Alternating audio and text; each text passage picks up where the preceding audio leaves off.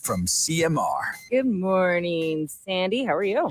Hey, good morning, Blake and Aaron. How you guys doing? Happy Monday. Fantastic. Yeah, I know. It's good or bad news over the weekend. Yes, well, a little mixed bag. Oh no. Unfortunately, there was a young man, 24 years old, who was killed in a single vehicle collision on Saturday morning. Yes, very, very sad. Our sincere condolences to the family of Mr. Tyler Parchment from Bodden Town. He was an employee at CNB. Seems like a really nice young man. And unfortunately, he died in the early morning hours of Saturday morning. Oh, that's very sad. So, yeah, very sad indeed. So we extend our condolences to his family. World Mental Health Day conference is going to be held tomorrow. So this is very, very important. If you are in the field at all, please, pay attention to this. It's a mental health conference being held for persons to better understand how to manage their mental health at home and in the workplace. So it's hosted by Kelly Holdings Events and Communications in partnership with the Multi-Specialty Counseling Center, Infinite Mind Care. So definitely check it out. It's going to be held at Cayman Bay from 9 a.m. until 1 p.m. on Tuesday. That's tomorrow, October the 10th. The theme is working productively, coping effectively. Nice. Yeah. So lots of things about workplace-related anxiety and mental health and well-being. Oh, well, that's all right. So yes, government announced on Friday that there was a delay in the reinstatement of financial assistance payments. The Needs Assessment Unit apologized for the unforeseen delay in the reinstatement of September's financial assistance payments.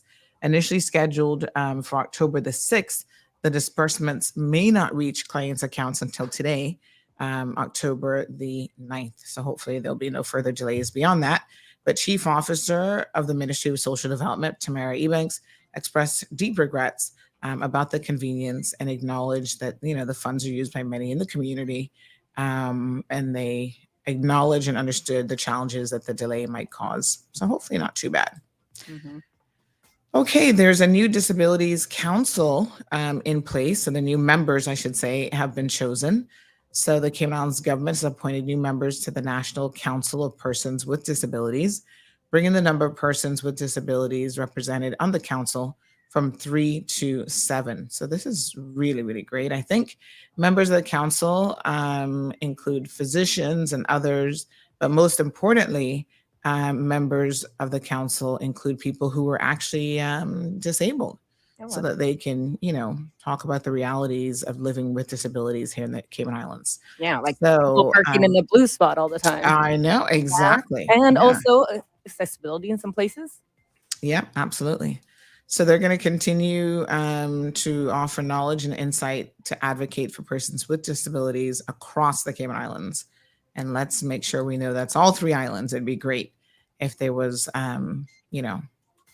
sort of a broader depth of services available. So those are your news headlines this beautiful Monday morning. Happy Monday. Great. Happy Monday. And we'll see you tomorrow. Enjoy your show. Heading over to Bobo now. And we'll talk to you tomorrow. Sounds great. All right.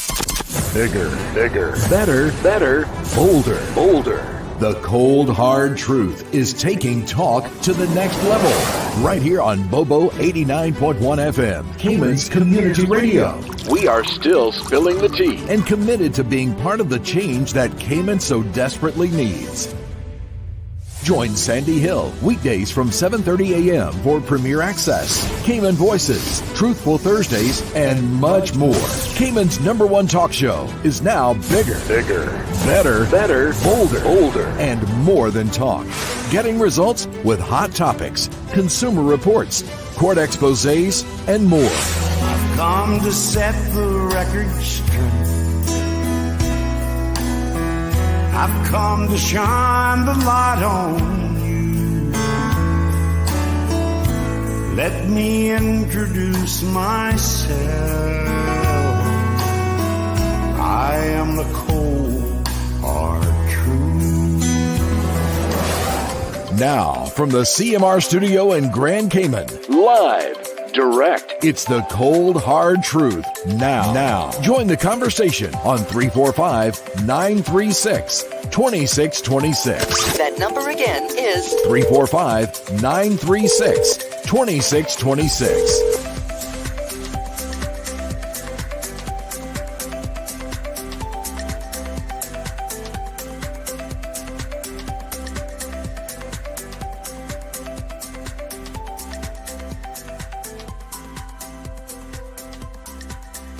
All right, good morning, everyone. Happy Monday morning. How is everyone doing? So good to see all of you here.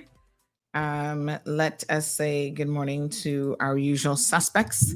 Everybody's in class this morning. Well, you guys look like you're slow to rise. Let me plug in the show phone. Of course, the phone line's open to you. 936-2626 is the telephone number. 936-BOBO. Oh, there we go. All right. So busy weekend. Oh my gosh, so much stuff happened. I was a little bit off radar. I had to take a trip before the trip to kind of prepare myself a little bit. My knee is sore this morning. It's always this left knee, honey chill. So I got my ice pack. Thank you, Miss Stacy. Got my water, my apple cider vinegar, and we are good to go. You know, I'm standing on it right now, but I kind of feel like I'm not ready to sit yet. So let me see if I can put this ice pack on while I'm standing. Might be able to. Honey chill. Ooh, y'all need to see my new hat. I'm going to get it during the commercial break. I got me a little honey child hat just as a tester so that we can see how that's looking. But it looks really good, honey child. Yes. Oh my gosh. When you get to a particular age, you know, you can't move like how you used to super fast. So the knee is feeling a little bit. I got some knee braces and stuff as well. I'm going to start wearing those to give me a little bit more support, but you know, you don't want to overuse them because I think the body kind of expects the support when you just need to strengthen the muscles around the knee. So anywho, we got a little ice pack on it now. That'll help to ease some of the pain, I'm sure. And I've got my chair as a backup. So during the show today, I might sit down for a little bit. But how was your weekend, folks? How did you guys fare over the weekend? I, like I said, had to do a little trip before the trip. So I was doing a lot of walking. Somebody messaged me this morning and said, you must have gotten a lot of steps in. And I sure did. I mean, a lot of steps. I don't even know. I don't think my phone is tracking my steps properly. I need to set that up again. But anywho, yes, I did a lot of walking. And it's good to get out there and walk. And yeah, lots of up and down. But you gotta stretch and make sure that you're taking care of yourself if you're doing more activity than usual. So very, very important. So good morning to Miss Vernita. Someone said to me over the weekend as well, they're like, you know, they like that another person who listens to the show every single morning always messages them and says, hey, class is in session. Are you there? So they said, yes, they're there. They can't always comment because sometimes they're at work. And so they're just listening in the background. But I love that you guys are always here. Good morning to Miss Morna. Happy Monday to you. Stephen is joining us from the UK. Haley, good morning. So nice to see you.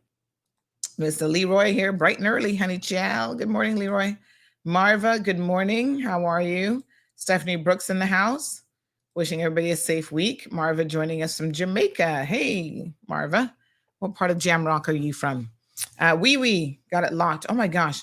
The news this weekend was a little bit crazy. It was all over the place, my loves, including Jamaica. Oh, some sad news coming out of Jamaica about that lady and her baby being found. Oh my God. It just breaks my heart. The amount of violence all over the world, but especially in our region. My goodness. And we're going to talk about it this morning, some of it happening right here in terms of these fights and kids selling drugs and parents. Y'all have got to be aware of what your children are up to. Trust me. Okay, Barry. Hey, Barry. Good morning. How are you?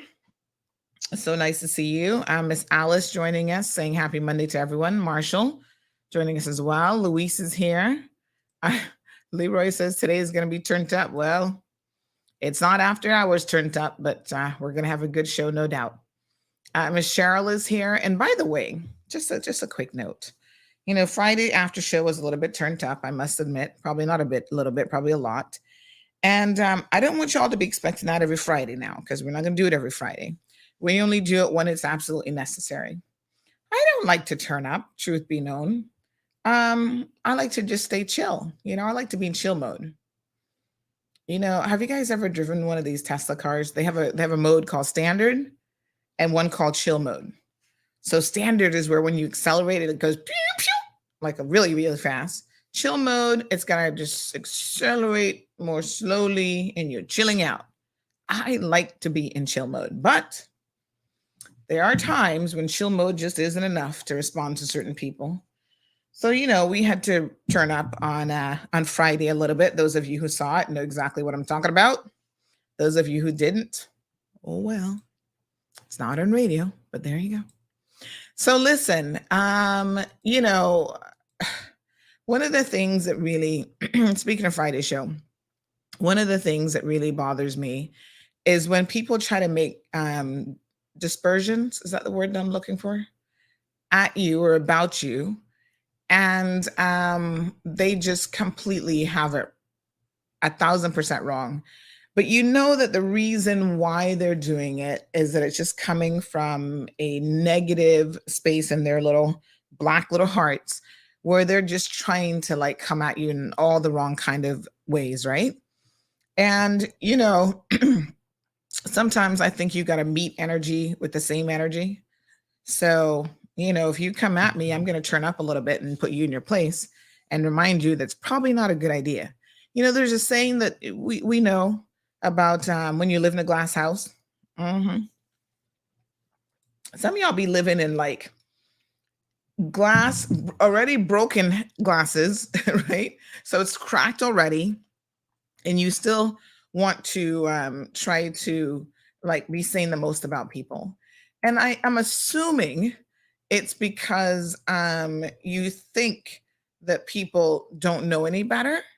Well, Cayman is a very, very small place. And I tell you what, maybe it's a situation where some people don't know any better and you're fooling some of the people some of the time, but you cannot and will not fool all the people all the time.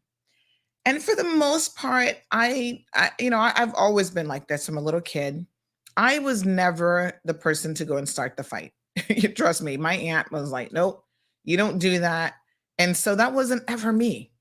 I'm like the chill kid until you come and pick at me and then we gonna have a problem.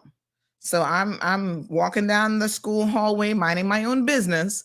But when little Mike decides he's gonna put his hands on me, then I'm gonna defend myself. I'm not gonna let anybody, come at me in a way that's like disrespectful. Or I'm like, no, pump the brakes. And especially when they're not telling the truth. Like I really have a problem with people who cannot be honest. And they get in these groups and they think that they can have some kind of protection in these groups where they can say all this negativity. So in case you have no clue what I'm talking about, and you missed Friday's show, Shay McLaughlin from Nail Bar decided that she was going to put some comments in this, what's it called? Some Cayman Forward group where she was sharing some, I don't know if this is the sources from her, but this Caymanian's first group, which I think is a Facebook group. No, it's Instagram. My apologies. It's a new Instagram account, was made up by that William guy. And so he set it up. He's only got 50 followers. I don't know if he's got any more. If y'all like William, please, by all means, go and follow him because he needs attention. And so somebody messaged him that said that woman from Mall Road, by the way, that woman from Mall Road has a name, respect, and bring the name. It's Sandra Hill. Thank you very much. That woman from Mall Road is being paid by special interest groups. So I don't know what person dared to say such a ridiculous thing. But anyway, it's so interesting that Shay was the one who shared it in this Cayman Forward group. So I don't know if she's the source, if she's the one who's trying to communicate with William. But let me tell y'all something. Under no circumstances will I allow anybody in the Cayman Islands to put lies on me and to disrespect me, especially when it comes to where my allegiance lies and where my dollar comes from. Okay? Because that for principled individuals such as myself, especially on this particular topic, that is the biggest insult actually that you could put out there about me, this type of a lie. Because first of all, I want to know what kind of special interest groups would you fools be talking about in that particular group? What special interest groups are going to pay me, a Caymanian, to not care about my own country. Like when you think about it, it honestly does not even make any sense. It's completely illogical. What special interest groups, Shay, since you shared it, share with us what special interest groups are you talking about, right? So this is how, people try to come at you in a way that's completely inappropriate. They don't even think about it. So William and his ridiculousness, and if you all know William, please send him this clip this morning because he needs to pay attention. He believes every single thing that he has been told, right? That is part of his problem. Instead of him taking the time to learn about the Cayman Islands, what he has done instead has made all sorts of dispersions about us when he really does not have a clue about what's happening in this country. Just because someone has said something to you about whatever does not mean, William, that is actually the truth. Everybody's entitled to their feelings and their opinions, but that doesn't mean that it's factual. Yes, we have problems as country, and I'm going to talk about, since I spent a couple of days in America over the weekend, I'm going to talk about some of the things I wish William would spend his energy focused on in his own country. But this is really, really insulting. And people who like to throw these types of insults around, when you look at their own track record of non-performance at work, of cheating people out of their pension and insurance money, I just sit back and I say, are you kidding me? You have the audacity to talk about I'm being paid by special interest groups. Girl, please pay your bills. That's what you need to do. You see, you don't get to throw out lies about other people when it comes to this sort of thing, when you yourself is standing on quicksand. Pay your bills. Then she sends out this nonsensical voice note, which we played on the after show, but I'm going to play it for those of you who may not have listened to the after show, where she claims that if anybody shares any part of the conversation in their chat group, listen to this, that they are going to be subjected to copyright lawsuit. Oh, God. It really gets under my skin when people think they're so smart, but yet they're so dumb. Listen to what she said. Let me explain to you guys what the copyright law does. If anybody screenshots or forwards anybody's information stating that we have said these things, and she uses this on her platform or any other type of way, the copyright law can have us sue her, even indirectly sue her for the information used, because once it's placed in the clause and this group understands that clause, that means that we can sue her, and anyone else who forwards messages to her or any other media house can be sued. Anyone who doesn't want that copyright law is just a mole within the system, and those people shouldn't be here in the first place. And as far as I'm concerned, if any of you have that motive anyway, kindly remove yourself from this group chat. This is not about you. Let me explain to you guys what the copyright law does.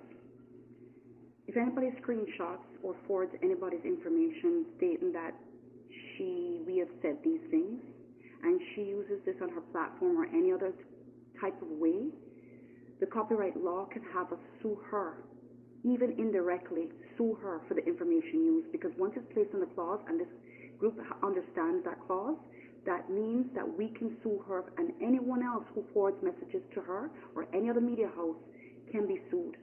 Anyone who doesn't want that copyright law is just a mole within the system, and those people shouldn't be here in the first place. And as far as I'm concerned, if any of you have that motive anyway, kindly remove yourself from this group chat. This is not about you. Let me explain to you guys what the copyright law does. All right, let me, sorry, it's on loop. Let me just stop it there. So first of all, what this woman is saying is nonsensical. The copyright law has, it doesn't even, once again, doesn't make any sense. It's not true. That's not what the copyright law is about. So here's someone who's telling you all, or whoever's in this group, right, that they want to explain to you how the copyright law works. You see, you don't get, Shay McLaughlin, you don't get to sit in a group of, I don't know how many people, who's in the group that can tell me how many people are in the group.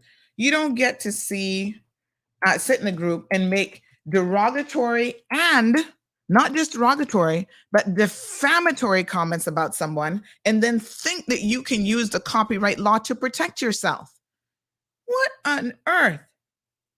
That doesn't even make any sense. I mean, if anybody has a potential action, legal action here, Shay, it's actually me against you for making defamatory comments. And you sit back in your ignorance and trying to deceive people and tell them that, oh, if they share what's said in the group, derogatory and defamatory comments that are shared in the group, that all of a sudden they have some sort of a protection because you can sue under the copyright law. Girl, please. First of all, you need to learn the definition of copyright. You need to learn the definition of defamation. And you need to know that so this group has about 120 to 140 people, right? And of course, you know what that happens. You multiply that times 1,000 because it's going to be forwarded all over the place. When you get slapped with a defamatory lawsuit, then you're going to know how the legal system works. And then you will have some personal experience and be able to explain it to other people on what happens when you get sued. Don't be stupid, okay? Do yourself a favor, do me a favor, and really try to educate yourselves properly, right? It's damaging when you go around telling lies about people, including the fact that I am somehow in the back pocket of special interest groups. I'm still waiting to hear who these supposed special interest groups are. And then you come up with this fake explanation about, like y'all can't share what we say in here because you can get sued for copyright. Say what? Lord have mercy. If these are the people who are trying to lead the way, as it relates to, issues in Cayman. This group is called Cayman Forward. If she's supposed to be Cayman Forward, I can tell you that this is the definition of Cayman ass backwards. That's not Cayman Forward. That's Cayman stupid. That's not Cayman kind. Okay? Pay attention to who you're going to take wisdom from when they believe they're doling out wisdom. Because what they're doling out, my friends, is not wisdom. It's a bunch of nonsense. And as y'all know, like I said, I'm not going to start a fight, but you come at me with your foolishness, I'm going to set the record straight. So she doesn't understand the law of copyright, clearly. She has no clue what it means. She totally made that up. And any of you who believe her and her nonsense, need to have your heads checked, to be quite frank and honest. Now, when you live in a glass house, and all of this stems from the fact that they want to support William. Nobody is stopping you from supporting William. Nobody's stopping you. You can go out there and kiss his royal or non-royal behind all you want. That is your prerogative, folks. Yeah, I'm not here to tell you how to feel about William. I'm just telling you all, as I have in the past, what my thoughts were. When he first started, I thought, okay, all right, it's interesting that he has a viewpoint. We wanted to hear a little bit more about it, and let's see. But William was looking for a lot of attention, and we all gave it to him in the initial stages. And then when we stopped giving it to him, apparently that created a problem. Now, who was it that sent me his last video where he was saying that the Lord or an angel came to him and basically told him to back off of this? Who was that sent that to me? Hold on a second. I'm going to try to find that one because y'all going to find this interesting. So now he's given up because long term, he hasn't had the response. And again, him not knowing Cayman culture, he should have known, since he wants to be an expert in all things Caymanian, y'all should have told him that the average Caymanian, when it comes to picking up issues and really running with it, has the stamina of an ant. Not even, Malay, ants have more stamina than most of you. You have the stamina of a sloth, maybe. You're going to talk about it for 1 hot minute, and then you're going to move on, and that's going to be the end of it. And that's how Caymanians are. To sustain a conversation where we're like, listen, we need to keep on top of it. Nope. Y'all don't want to hear it. Y'all don't want to hear it. Believe me, you. It is, nope, Sandy, we're done with that conversation, honey child. Let's move on to something else. And it's a constant battle, even on my side, to keep issues afloat and to keep issues alive. So let me try to find his latest video. Basically, he says that an angel came to him and told him, "Oh, this is how you grew your platform with all of these followers. So this is what you must do." I'm like, y'all, we cannot make this stuff up. I can't make it up. I don't even know where this dude has come up from, because the thinking to me seems a little bit illogical. But let me see if I can find that video to share with you as well, because it's very, very interesting how people think. Yeah. So, again, I would say it's in everybody's best interest, quite frankly, to try to tell the truth. And if you're incapable of telling the truth, then what you do is you just keep your mouth shut, because that's when you get yourselves in trouble, right? I would love to know what special interest groups, or special interest group even, let's keep it singular, am I supposedly a part of? Because I have no idea. I'm looking for the special interest group myself. Irony is that these same people sit down and do nothing for this community. They're the same people. You're like, okay, what have you done to help your country? Right? This isn't a pissing competition here, but you have to ask yourself the question: if you care so much about this little rock and the people of the Cayman Islands, then tell us, what have you done? Everything you have done, Shay, has been self-serving to yourself. You don't help your community. And in fact, there's a lot of people who might argue that what you actually do is you actually hurt your community. When you do things like not paying your workers, although they're poor Filipino workers and they're not Caymanians, that has a trickle-down effect on everybody, right? Yeah, that's not a good thing. I mean, I don't know why anybody in their head would think that they can abuse workers, Caymanian or otherwise. I don't really care. You've got to be cognizant of the fact that these are the types of things, folks, that have a negative impact on all of us. When you don't pay your pension, you don't pay your insurance, those things have a negative impact on all of us. And trust me, she can say whatever she wants, because of course members in the group came back and reported like, "Oh, she's saying that that's a lie." Really? I dare you, if I'm telling a lie on you, that would be defamation. And I would dare you to sue me so I can prove beyond a reasonable doubt, without any fear of a doubt, exactly how you're treating your workers. Yeah, take me on. I encourage people to challenge me when they think that I have actually done them wrong. Because trust me when I tell you, the proof is in the pudding. So, here's what somebody said after watching Friday's show. Somebody sent this in. They said, I heard what you said about Shay from Nail Bar.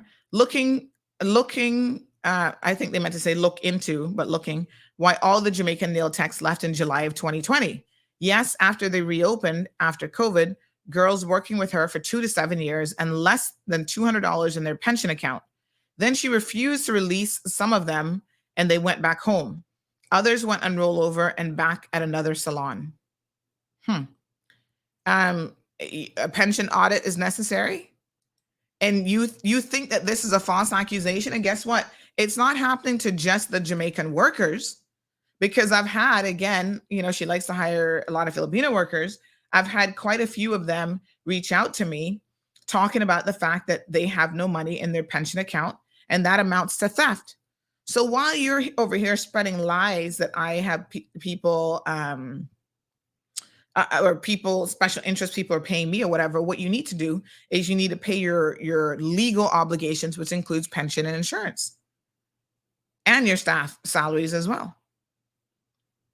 The judiciary has said taking people's pension money and not putting it in a pension fund is simple theft. And the political arm in this country needs to reassess how they're going to hold employers accountable for non-payment of pensions. They keep playing around with this pensions law, right? Since William wants to talk about you know, since William wants to talk about, no enforcement in this country, one of the biggest laws that has no enforcement, that has a lot of detrimental impact on people, is the fact that they're working hard and they're having money taken out of their pension accounts.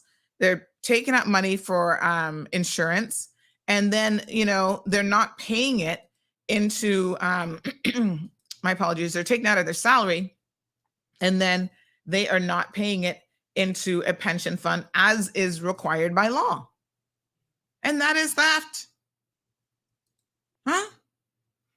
Slice it any way you want, folks. That is theft.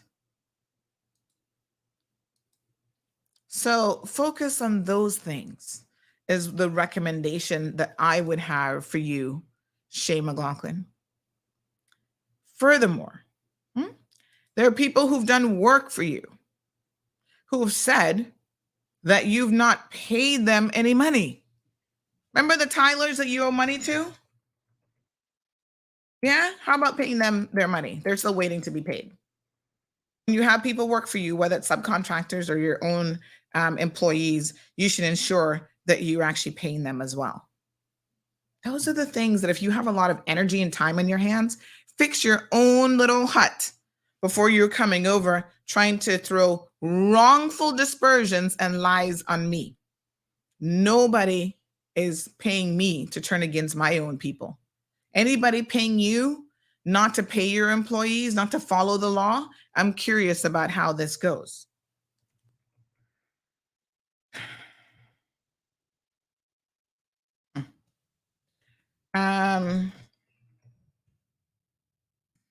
So, let me play the William video, because after this, we are so done with him. It's just absolutely ridiculous. William, I don't doubt that maybe in the very, very beginning, maybe you even had some good intentions yourself, but how this has managed to go left field so quickly, I don't know. And I think this is the right one. Hold on, let me try and see now. Now he's claiming that, he has found some, let me see here now. Let me try to find this video. Now he's claiming that he has accepted that he just needs to stay in his lane. I don't even know. Let me see. Where is this video? Hold on one second. Let me see if I can find it.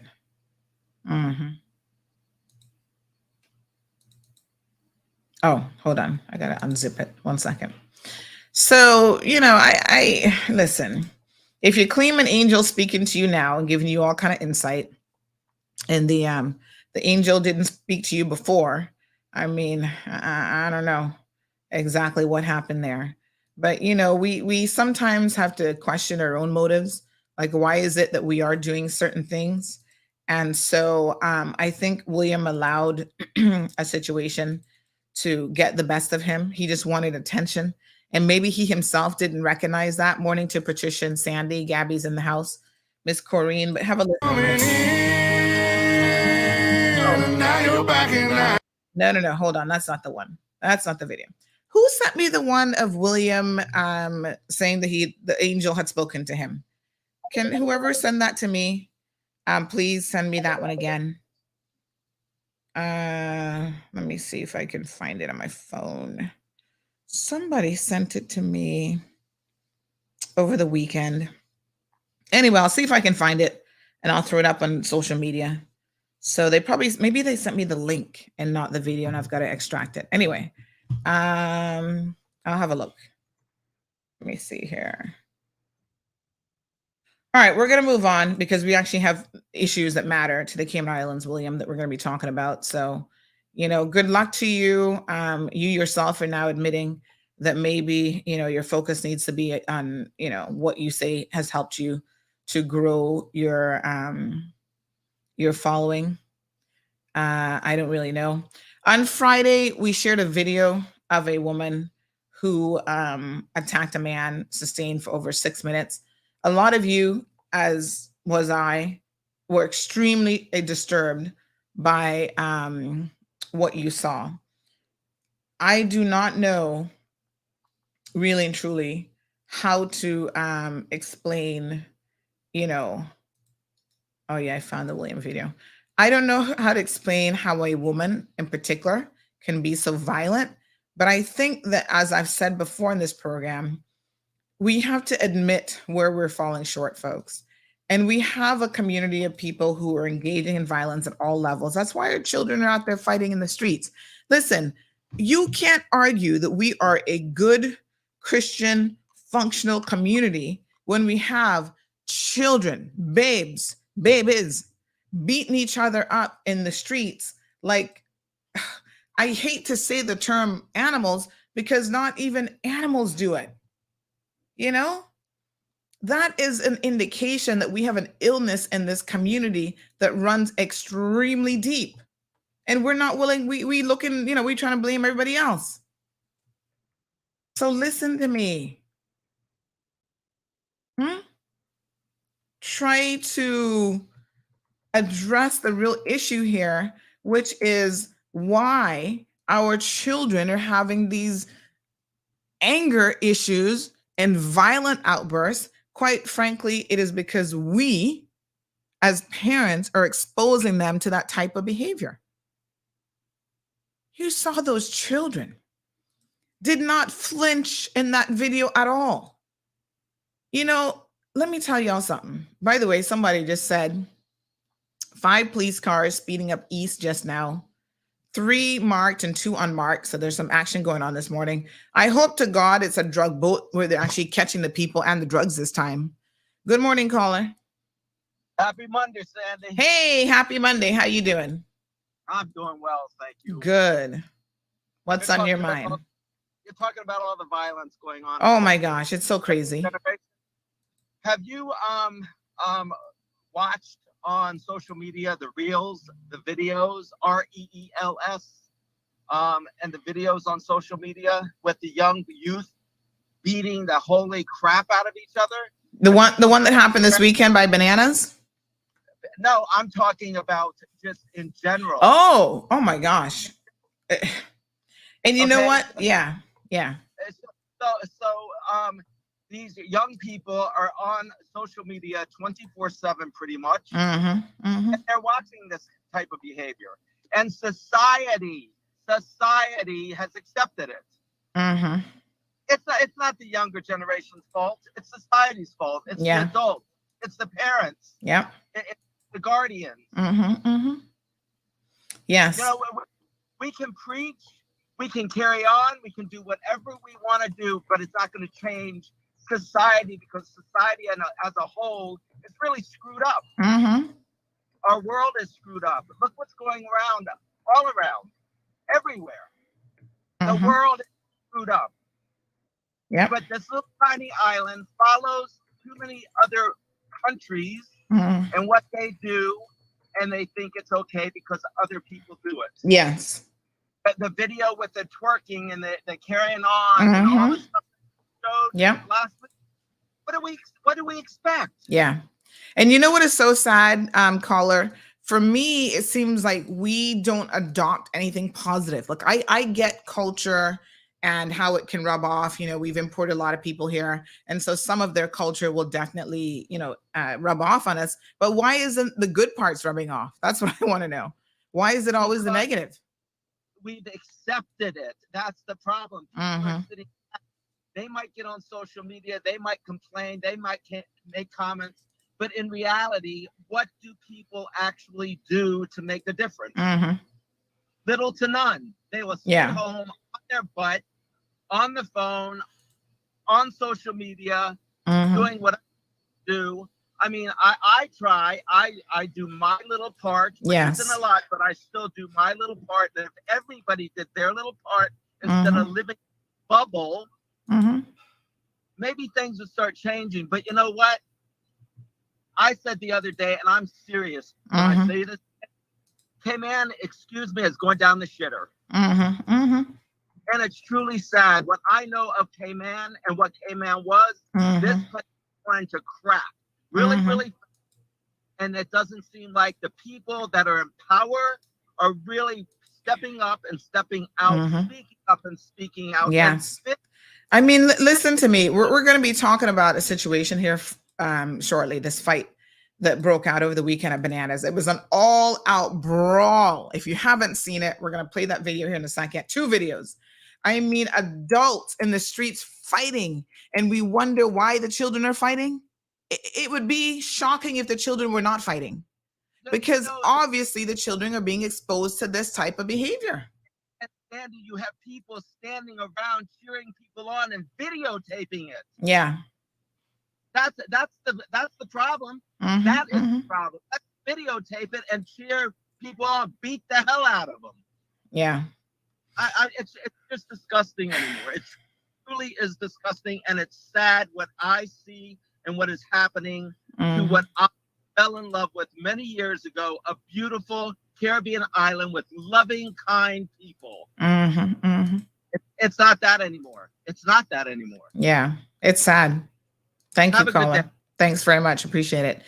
Without a doubt, it is, there's a palpable change in the air, folks, in terms of what is happening on this beautiful island. And I agree that the elected officials should, in my opinion, be doing more to really demonstrate that they care.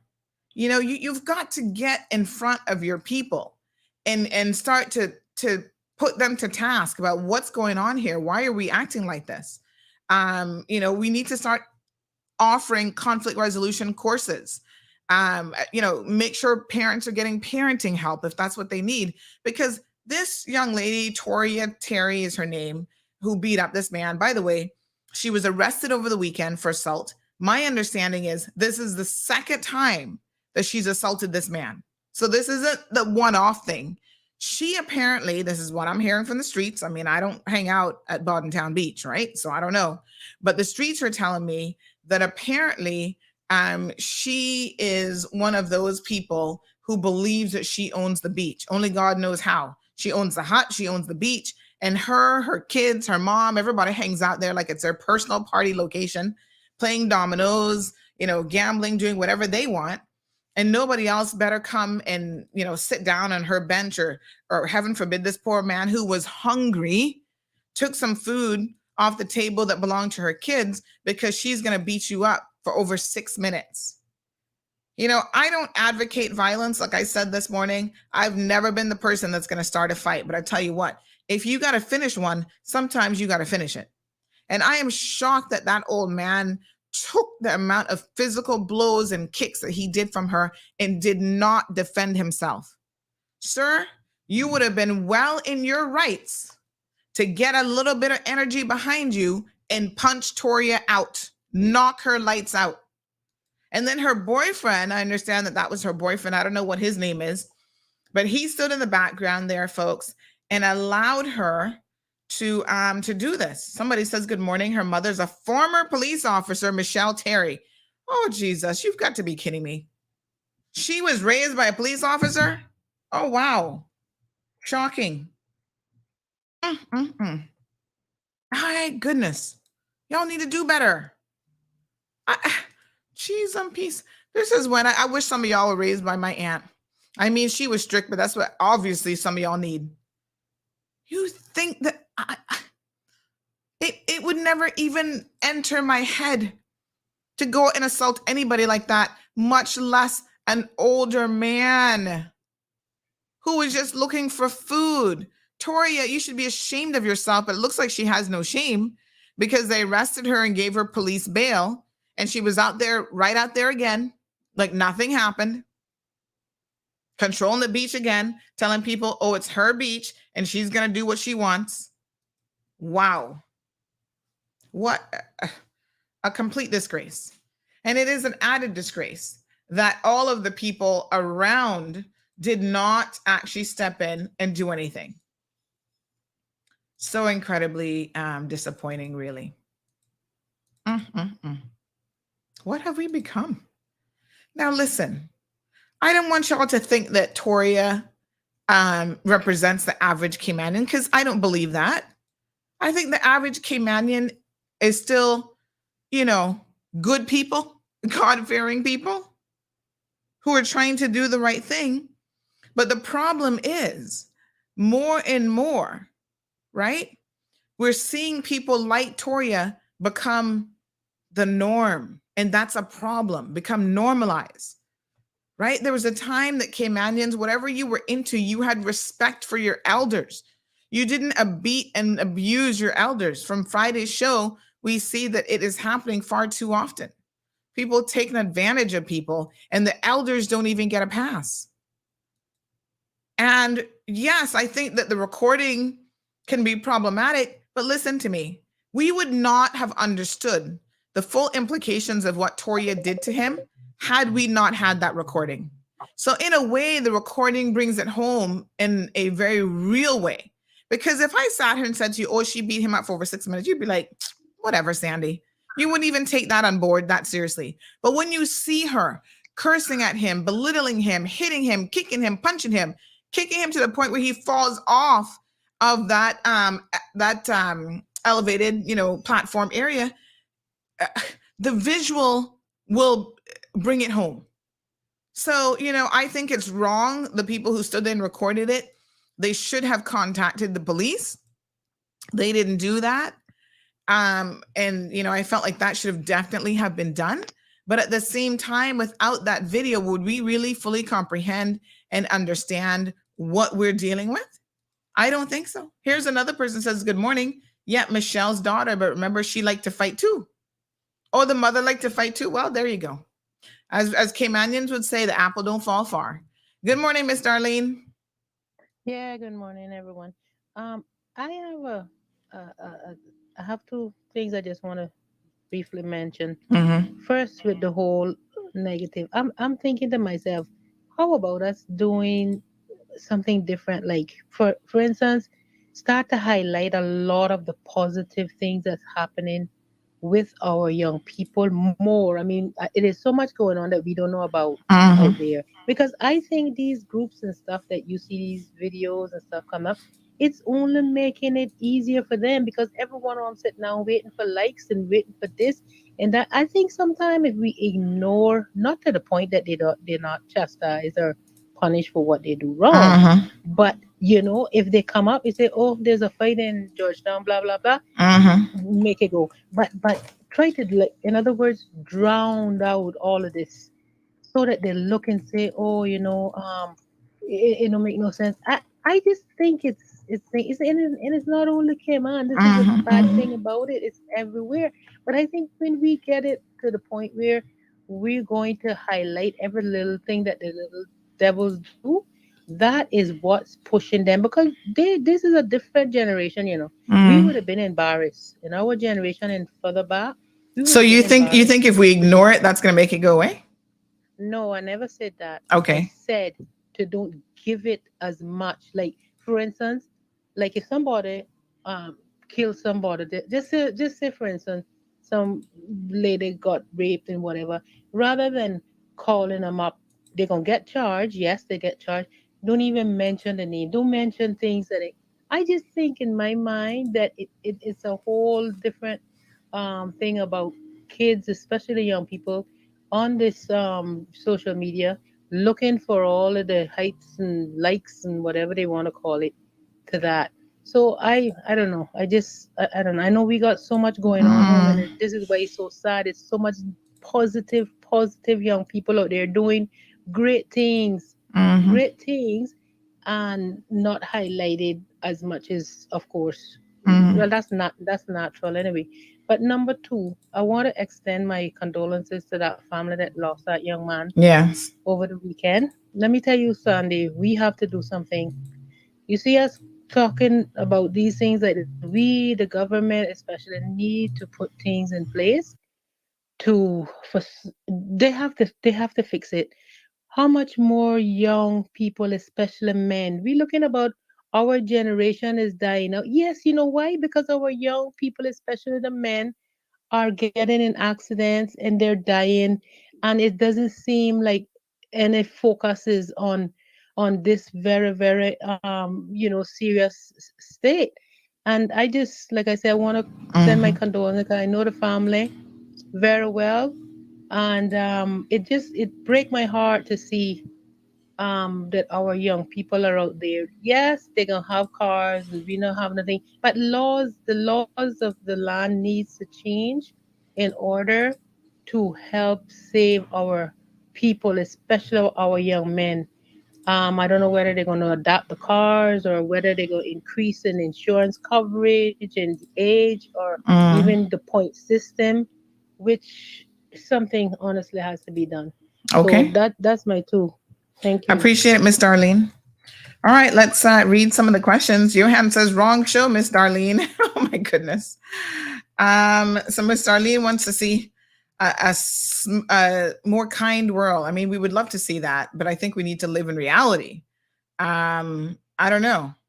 El Rey says it's a good thing that it's being videotaped. Otherwise, you wouldn't have the evidence of these events. Exactly. And remember now that the courts can use that same video evidence. I mean, it's an open and shut case, really, for the police. They don't have to be begging about, oh, we need an eyewitness to come forward to give testimony. You've got the video. Just put that into evidence. And then the court can see exactly what happened. If it's a jury, they can see how horrible Toria is. And they need to just, throw her under the jailhouse as far as I'm concerned. Garrett says that some have morals to not hit a woman no matter what. Well, I know one thing. It wouldn't have been me. I got to tell you, I'm an 83-year-old man and this woman come beat me up like that. I would have found, even if it one little strength and one little finger, I would have fought back. I'm sorry. Poor thing. Liana says whatever happened in Bardentown Beach is very disrespectful. A simple call the police or just walk away is what she could have done. Leroy says she needed a 12x4. 12x4. Isn't it a 2x4? Magnum Opus says the business model of Cayman is about one, putting money first. Policies are formulated for the benefit of making the rich richer. Ooh, honey child, you're gonna have to call back. That was a lot of feedback.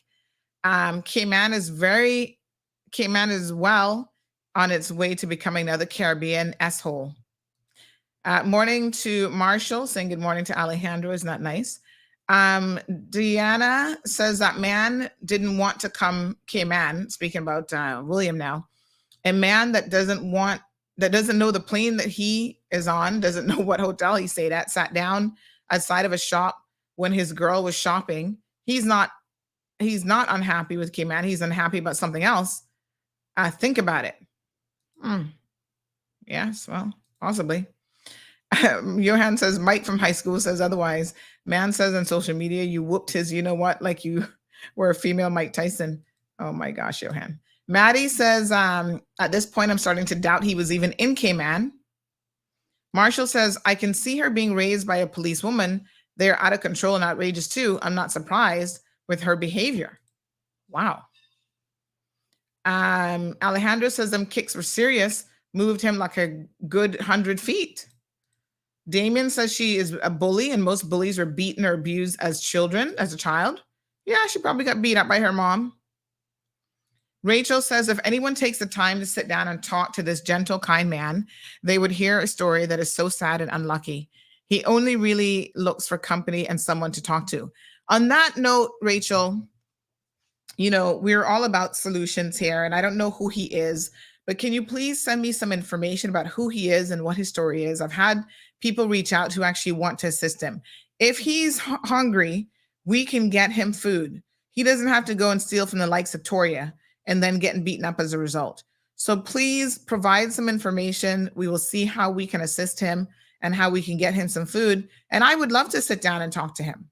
You say that he's a gentle, kind man. No gentle, kind man deserves to be treated like that. And we as a community, although we're going to talk about it because it is topical and unfortunately it did happen, I think more importantly, we now have to do something about it. Talking is never enough. So the doing part now, I told y'all before, I'm a woman of action. I like to get things done. Is provide us with his information. Let us see how best we can help him. And if that means even sharing his story for the broader public to see, how do you become, I don't know how old he is, but how do you reach that particular age in life and not seem to have anyone there for you? That you have to hang out at the beach and do what? Get beaten up by Tory Terry? I don't think so. So let's see how we can help him. Thank you, Miss Rachel, for sharing that. So Johan says, wrong show, Darlene. We just need to pray for them, honey child, says Leanna. Well, prayer might have its place, but prayer is not the end all and be all. We need to actually get behind the prayer and actually do something. Andrea says, or they are just bullies who feel entitled and are spoiled inside their homes, so they bring it into society.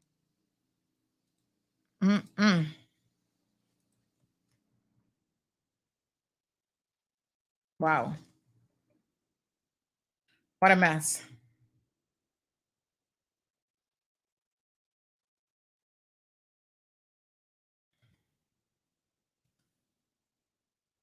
All right. Let me see here.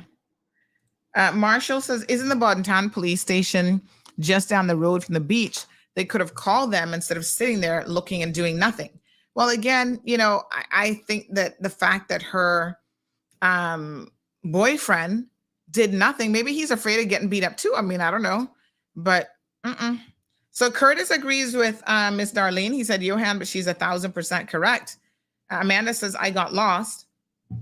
Lost where? Val says, Carla, you're wrong, in my opinion. This needs to be highlighted. Ignoring it doesn't make it go away. Monica seems to agree with Val, says, let's not ignore it. Saudis know how to deal with these type of people, says Alejandro. Val rolling his eyes. Fast and Furious movies, says Damien. El Rey says government can't prevent car accidents. Johan says, all of y'all that don't approve of the CMR style and anti-Sandy should go start your own platform. It costs nothing on social media to run a Facebook show, hashtag CMR for life. Well, you know, Johan, we all have different opinions. And just because someone has an opinion that, you know, we don't agree with doesn't mean that they can't share it.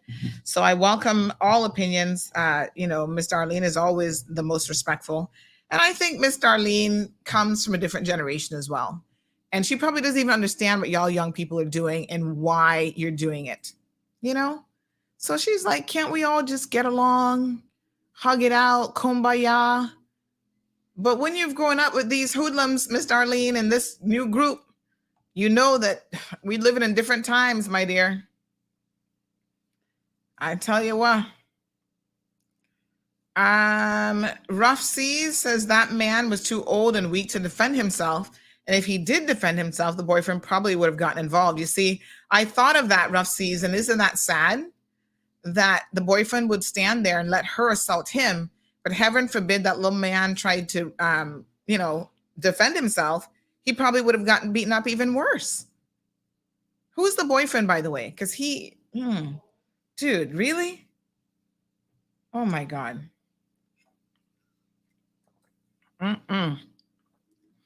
Damien says the Meals and Wheels missed him. We'll find out.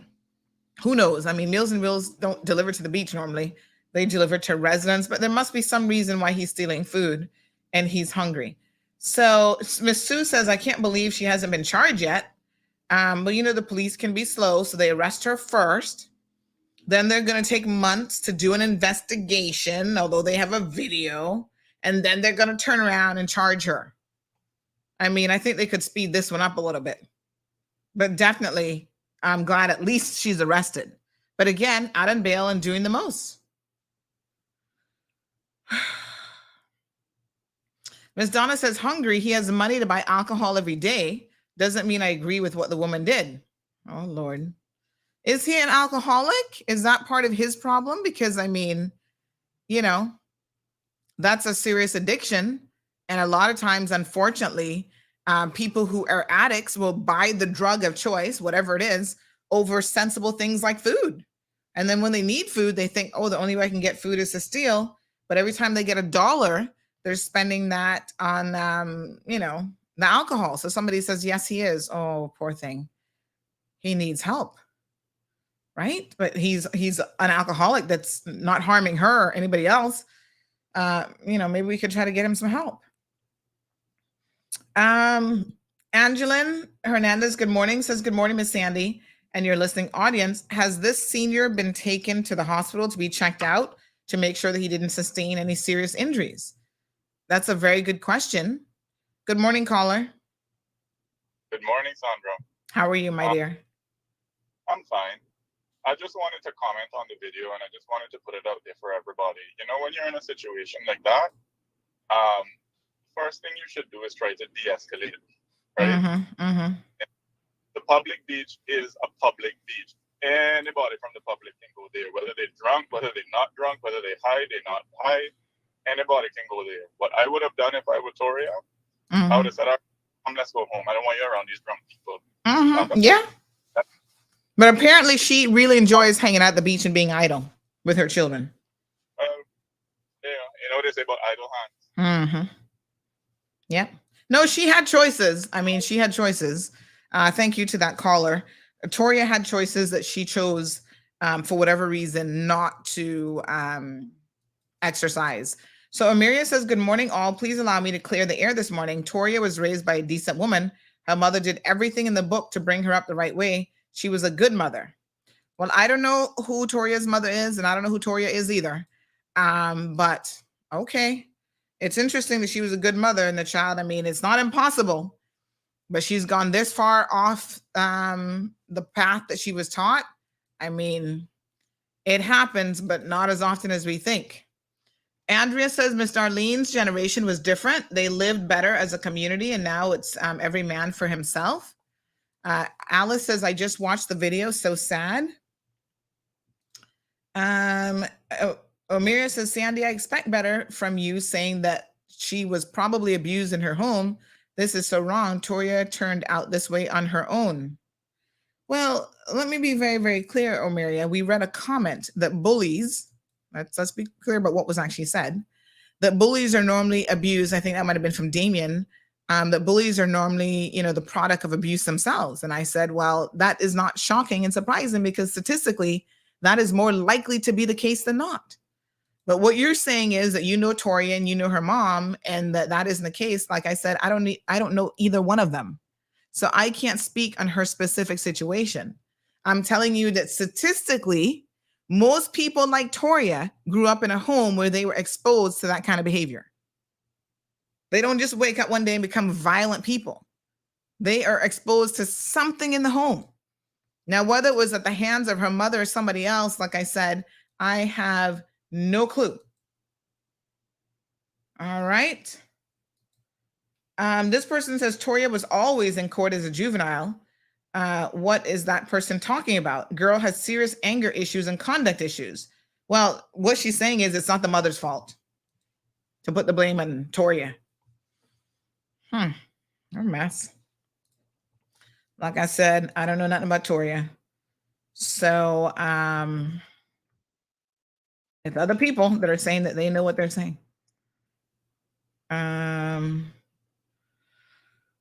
What a hot mess. Folks, there's a lost and found phone that was found. It looks like a Samsung phone with a blue case on it. We'll post this up here shortly, but let me just show it on the screen.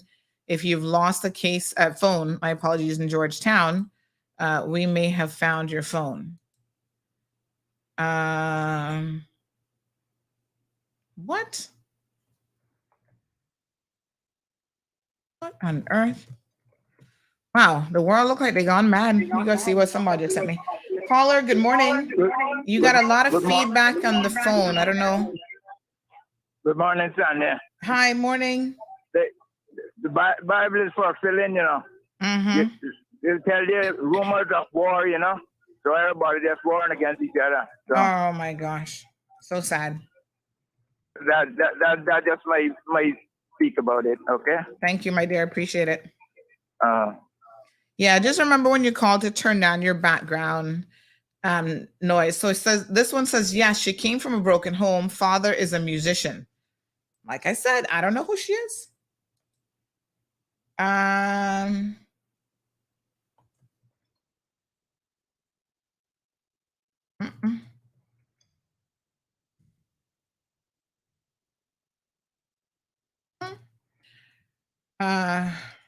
right. Let me see what else we got here. This says, yes, the old man drinks every day. He had 2 Caymanian wives, and they both passed away from cancer. He took both passings hard. Oh, my goodness. Let me see here. This one says, do we even know if William actually came here? Good morning, poor Miss Darlene. That's what's wrong with Cayman now. We ignores everything, never address and deal with the issues.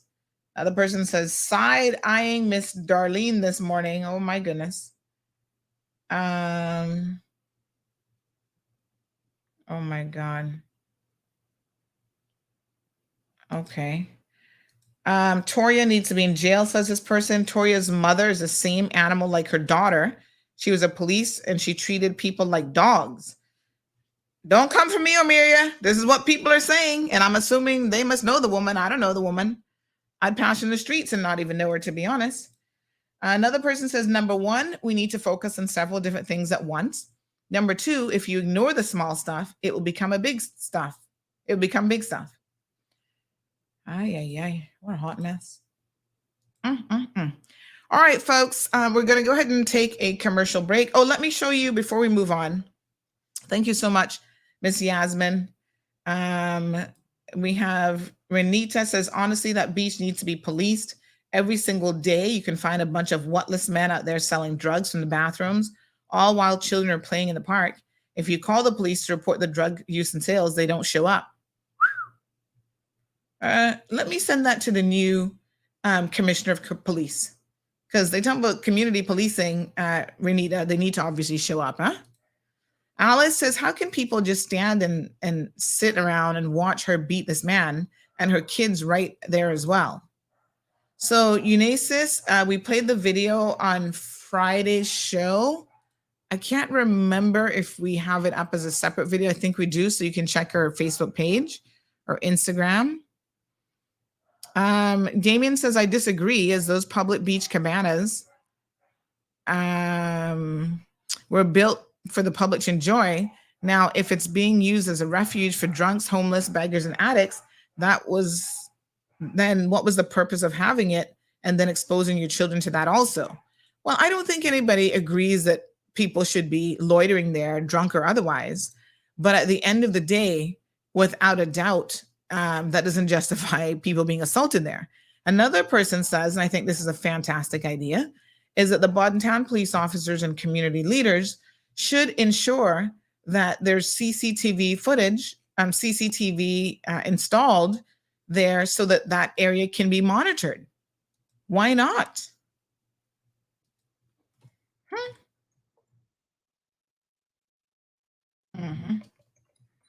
All right. So another person says, Amelia has no idea what she's talking about. Both parents were always fighting in the home. Your stats are indeed accurate.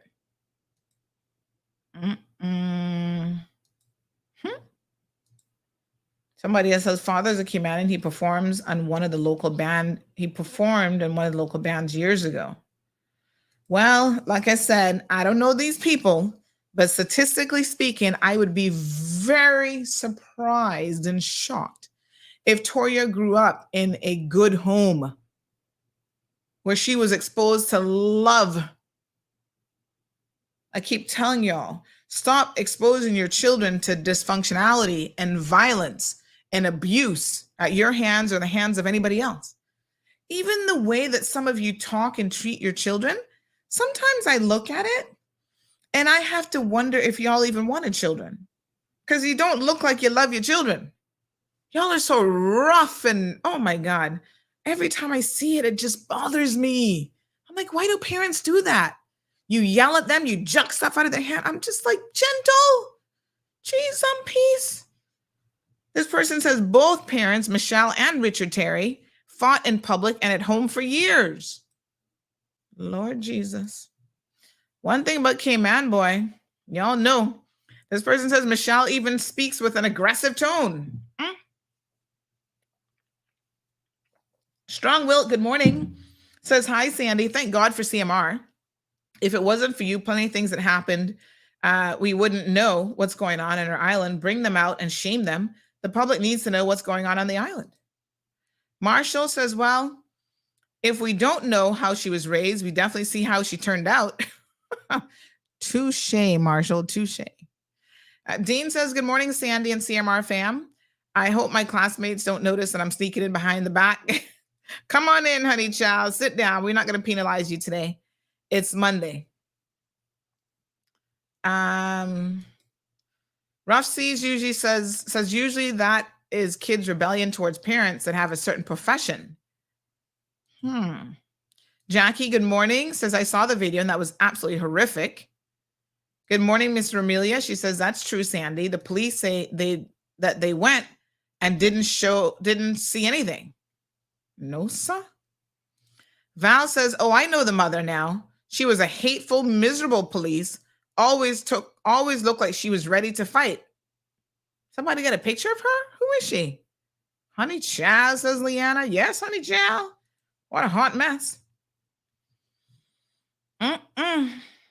Jamian says, I don't agree with her assault. It needs to be policed better. And does it have signs about loitering and selling drugs? The gas station next door has a sign. Well, a sign never stops people, I hope you know, especially if you can't even read, but most people don't pay attention to the signs if there's no enforcement. All right. Morning to Miss Juliet. So good to see you. Melissa McLean in the house says, who among us believes the police don't know what's happening at Bordentown Beach? Kiss my teeth. It not like they hiding. Touche, Honey Child, touche. All right, one little video. Hopefully this is the last video that this man decides to make. Sir, please stop. For your own good. We had enough. This was supposed to be a unified effort of generational people of Cayman that are being priced out of their land. And that includes all races. So you have the generational people from the... Oh, God, this is not the one that I'm looking for. Where's the one that he did the last one? Where he's talking about... Oh, good Lord, I can't fool William. I'll find it and post it on Facebook. Where he's talking about the angel spoke to him. Where's that one? Did we get that one? Somebody sent it to me because I saw it. Maybe this is it. Hold on, let me fast forward it. And then you have the outside people. All I wanted to do was help set up a platform. Yeah. This is it. In case you didn't know or haven't seen all of the ridicule and the threats on TikTok, some even threatening life. I will say that, So now he's claiming that people are threatening him. I don't believe that for 1 second, but anyway. It was disheartening, but it didn't deter me from offering my assistance. But as I said in the beginning, it was just assistance. All I wanted to do was help set up a platform where the people that said that they feel voiceless could have a voice. It's a platform. I've seen so many lies put out there about my motives, even though I had videos explaining specifically that I only wanted to serve as a helper. What actually deterred me is that there would need to be Caymanians that would need to take the lead, and that would require a real representation of a person and people to lead the way. I didn't want to do that, nor is that my place. I've always said that's never been my place, despite whatever lies you heard on there. I know there's people saying that I want to do that. Why would I want to do that? So when I keep reaching out to people and they say that they didn't want to show their face, that just means there wasn't much more for me that I could do as an outsider. But I understand that, and I don't blame them because being out in front is scary. But so many people, really? Have sent me notes saying that, we need help. There's issues here. You're spot on with the things that you said. There's, you're just scratching the surface. There's way more than that. And I found there's a whole lot more to it. And maybe that's why all of the threats are coming. But I can't be the one to lead the way. I can't be the one doing all of that. And again, my purpose is just to set up or help set up the infrastructure for the generational Caymanians to have a voice. Right. And that was going to be with people from the outside, like myself. But the saddest part in all of this were the ones that believed the lies, whatever these lies were, and began attacking me for just wanting to help, but they didn't have any solutions, nor were they even trying to do anything. They just stood on the side, angry at me. I'm way over here, instead of the ones that are right there, where y'all live at, that are taking away your land and your culture, and they're defending them. It's really sad. It's giving very much Stockholm syndrome. And as someone else referred to it, learned helplessness. I was also told many times by several different people that the main one leading the charge against me with all of these different lies was the one that invited me to the radio show, the Cayman Moral radio show. I don't know if that's true at this point. I don't even care. And I'll say again that culture is important. And it's sad that people are being robbed of it. And the same way I don't like going to Hawaii to see my family, you know, I go because it's family. But the same way I don't like going there because of overdevelopment and the overtake of generational Hawaiian lands is the same reason I said that I didn't want to go back to Cayman. And for those people that say, well, he was only there for 3 days, he has so much to say, why does anyone have to go on a scavenger hunt to find your culture? I should have been inundated with it as soon as the plane landed. That's your land, right? So best of luck and much love to the ones that wanted to be a part of everything. But without Caymanian leadership to lead the way, I just have to step back. The social media pages are there, the petitions are there, and there's some great people, but they gave me a lot of information. And also, if y'all were able to work together, you guys got something powerful. But good luck. Good luck. Yes, good luck to us. What a hot mess. All right, took him 2 weeks to figure out what we've known our entire lives. But anyway, moving on. Yes, we're gonna get to the drug selling with our teens. Don't worry about that, Miss Leanna, coming right up. Okay, so let's talk about this fight on Friday. So on Saturday night. So of course, folks, let me take a quick commercial break because oh, by the way, look at what William was doing. Advertising for nail bar. Do not miss the obvious, folks. People reveal their hands so easily. Okay, here is Shay trying to use William to advertise, talking about, oh, she's hiring pedicurists. Don't go there unless you don't want your pension insurance paid and God knows what else.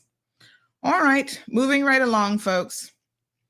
Some people are obvious. Let me do a couple PSAs. First of all, if you miss what's happening this weekend, you've got until the weekend of October 15th, which is the upcoming weekend. The show is only held on weekends, so please go out, honey child, and watch the show. It is a good laugh. Every single night should be sold out. You know, we are looking for just comedic relief sometimes in life. We all need a good laugh. I would encourage all of you to go and support the CNCF, support Matt Brown. He was able to do this, thankfully, with the help of, you know, a CNCF grant. They offer grants to, you know, Caymanian performers and artists, and I think that this is absolutely wonderful. He has leveled up the game when it comes to satire and comedy in the Cayman Islands, and if you've missed it, you do not want to miss it, folks. Trust and believe me when I tell you that this is an amazing opportunity. Yes, go out there and enjoy this. This is so much fun. Okay, let me see what else I got for you here. I mean, I saw it and I want to go again, but unfortunately, I have not been able to commit to another segment, but man, I sure do want to go again. All right, so UCCI, give me 1 second here. UCCI has a STEM conference that is coming up. Now, Ms. Darlene says she wants to hear more positive news. I don't blame you one bit, Ms. Darlene. This is where it's at. Make sure that you guys go out and participate and enjoy this STEM conference. It is an amazing opportunity for our young people to learn a lot about STEM. We actually have an interview, which we're going to play probably during tomorrow's show.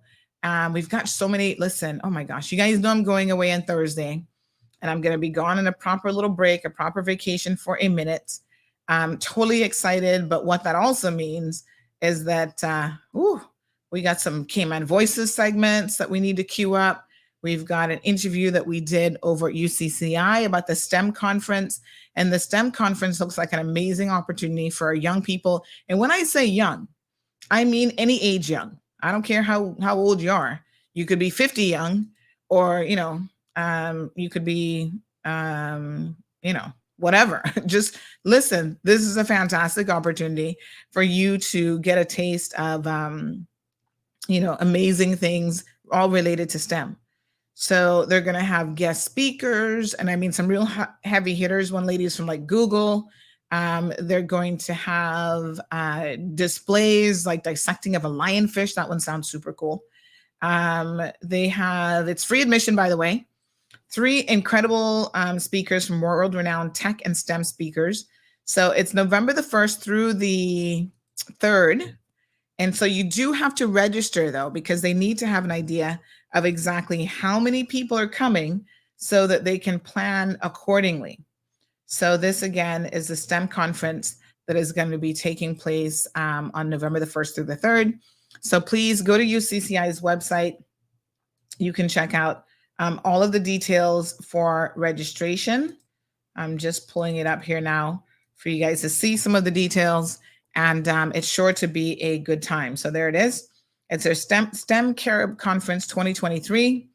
These are some of the guest speakers that they're going to have on the different days to be held at UCCI. So if you go to ucci.edu.ky /STEM program, you'll be able to get all of the details of this event. So make sure that you go and check that out. Okay. All right. What else we got going on? We got Restaurant Week that is on. So please go out and support Restaurant Week. This is an opportunity for you to really enjoy some amazing cuisine. You might want to check out restaurants that maybe you've been thinking about checking out for a minute and you've not had an opportunity to do so. So please avail yourself of that. They normally have a set menu for really, really good price. And all of, so many amazing restaurants participate every single year. So go and check that out. And okay, so up next, we're going to be talking about the fighting. Honey Chow, I'll be right back after these messages. Vehicles are not only unsightly, they also lower the quality of life in our neighborhoods and pose serious public health and safety risk. To report a derelict vehicle, please call the Department of Environmental Health on 949-6696. Be a part of the solution, not the pollution. Littering is a crime punishable by a $500 fine or 6 months in prison. Brought to you by the Beautification Task Force and Ministry of Tourism and Ports. Friends, Caymanians, Whopper fans, I do declare that this king is angry. The Angry Whopper is back after 4 years. Flame grilled quarter pounder topped with melted pepper jack cheese, hot angry sauce, crispy angry onions, iceberg lettuce, jalapenos, and tomato. But that is not all. You can now get angry everything. Angry chicken, angry fish, even angry breakfast. Ask for angry at Burger King and we'll add pepper jack cheese, angry sauce, angry onions, and jalapenos to any sandwich. Angry everything is here for a limited time only, and only at Burger King. I'm Kenneth Bryan, Minister for Tourism and Ports, and I need your help to keep our beautiful islands clean. Littering is unsightly and negatively impacts our tourism industry, which is crucial to our economy. Keeping our islands clean is everyone's responsibility, so let's all work together to keep the Cayman Islands beautiful for generations to come. Be a part of the solution, not the pollution. Littering is a crime punishable by a $500 fine or 6 months in prison. Brought to you by the Beautification Task Force and Ministry of Tourism and Ports. Ocean Ridge Heights offers an amazing opportunity to own a piece of land in idyllic Cayman Brac, right on the bluff, starting from $80,000. Located in a quiet residential area with high elevation, these lots are ideal for a future home or investment property and are sure to go fast. Cayman Brac offers a laid-back lifestyle, amazing pristine diving, limestone caves, diverse flora, along with amazing wildlife. Inquire about the owner financing options so that you can secure your piece of paradise today. With only a few lots remaining, these are sure to go before you know it. Contact Crichton Properties today on 345-949-5250 or info@crichtonproperties.com. Recover Personal Injury Attorneys, helping injured people get what they deserve. Did you know that insurance companies have lawyers that represent their interests? Before signing and accepting any settlement, know your rights. Call us today for a free consultation at 924-9999. That's 924-9999. Recover. Your personal injury attorneys are on standby to assist. All right, folks, welcome back to the program. How are you guys doing? So it's unfortunate that, this weekend, there were so many things that happened. First of all, before it slips me a little bit, let me just say that I wish to extend my condolences to the family of the young man, 24 years old, who unfortunately, lost his life on our roads. I think that this year we're heading for, this is not a record that we want, but we're heading for another record of, she's just road fatalities. So young Tyler Parchment, barely starting out life, such a handsome young man from Town. He's also an employee at CNB, was killed in a single vehicular collision early Saturday morning. The police say that around 5 a.m. or shortly after 5 a.m., the police received, and other emergency services received reports of a single vehicle collision on Shamrock in the vicinity of Matilda Drive. So that's close to the Seventh Adventist Church there in Savannah. Initial reports indicate that the vehicle was traveling eastbound when it left the roadway and collided with a wall. And the sole occupant of the vehicle was transported to the Cayman Islands Hospital, and unfortunately, he was pronounced deceased. I don't know what to say. We're losing our young people to street violence. We're unfortunately losing them to road fatalities. I understand that this is his mother's only child, and I cannot imagine her grief after hearing this news. It must be just unbearable. So my condolences are extended to his mother and the entire family, because this is just an absolutely shocking loss. It's difficult to find words, really. Shortly after 5 o'clock in the morning, he must have been maybe, returning from spending the night out somewhere. I don't really know. We don't have any of the details as yet, so we can't really speculate on what might have been the cause of the accident. But please, young people, if you're tired, if you're otherwise unable to drive properly with full attention to the roadway, don't get behind the wheel of a car. It just will never be worth it. So, our condolences to his family. Okay. So one of the other crazy events that happened over the weekend is apparently there was some big brawl that broke out at Bananas. I don't know what to say about Bananas, because I think that there's certain locations that obviously attract a certain crowd, so there's the one in the Strand upstairs that has been, multiple people have lost their lives there as a result of people going there.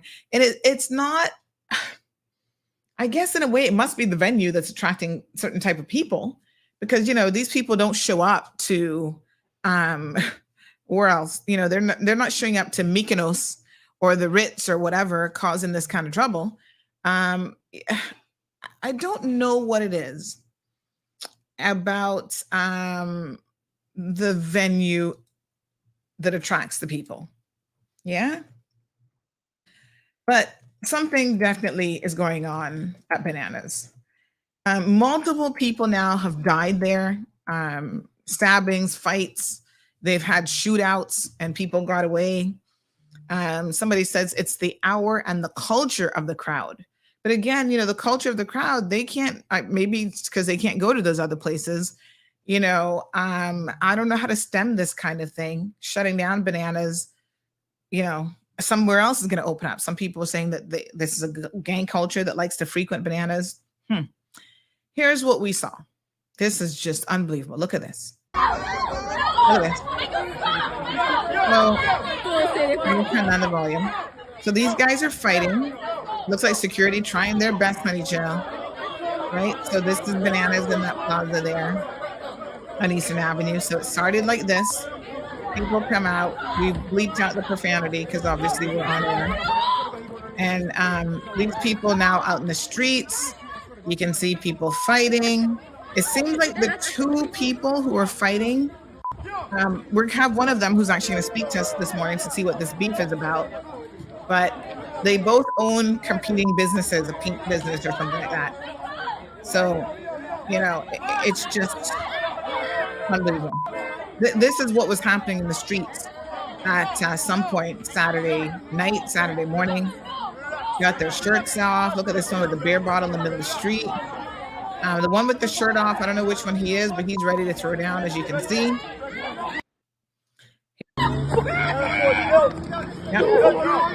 So somebody was going at him, and then another guy came in. So lots of other people trying to intervene. You see? And I'm going to talk here in a second, like I said, with one of the young men who seem to have been the primary ones involved in this fight. Wow. And where's the police, by the way?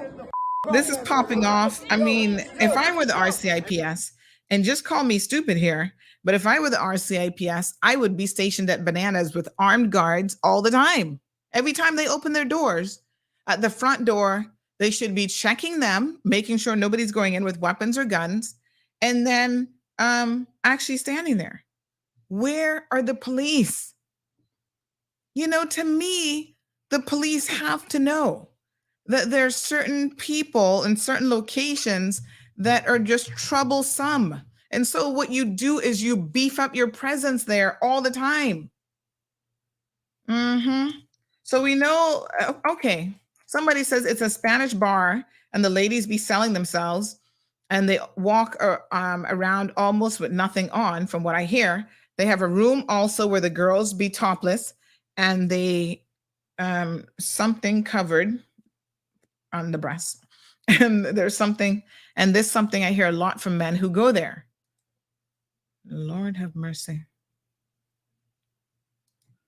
All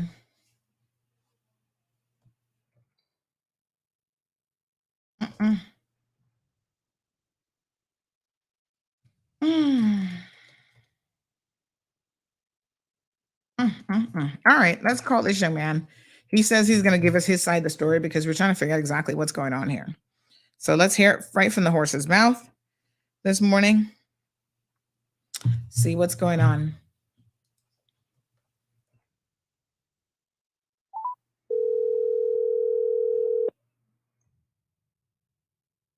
Hello, good morning.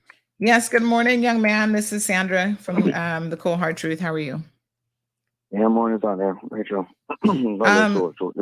No problem. So you're one of the young men. Tell us a little bit now. You're one of the young men who was actually involved in this altercation over the weekend? Yes, Mom. All right. And your name is JB? No, my name is Michael. You're Michael.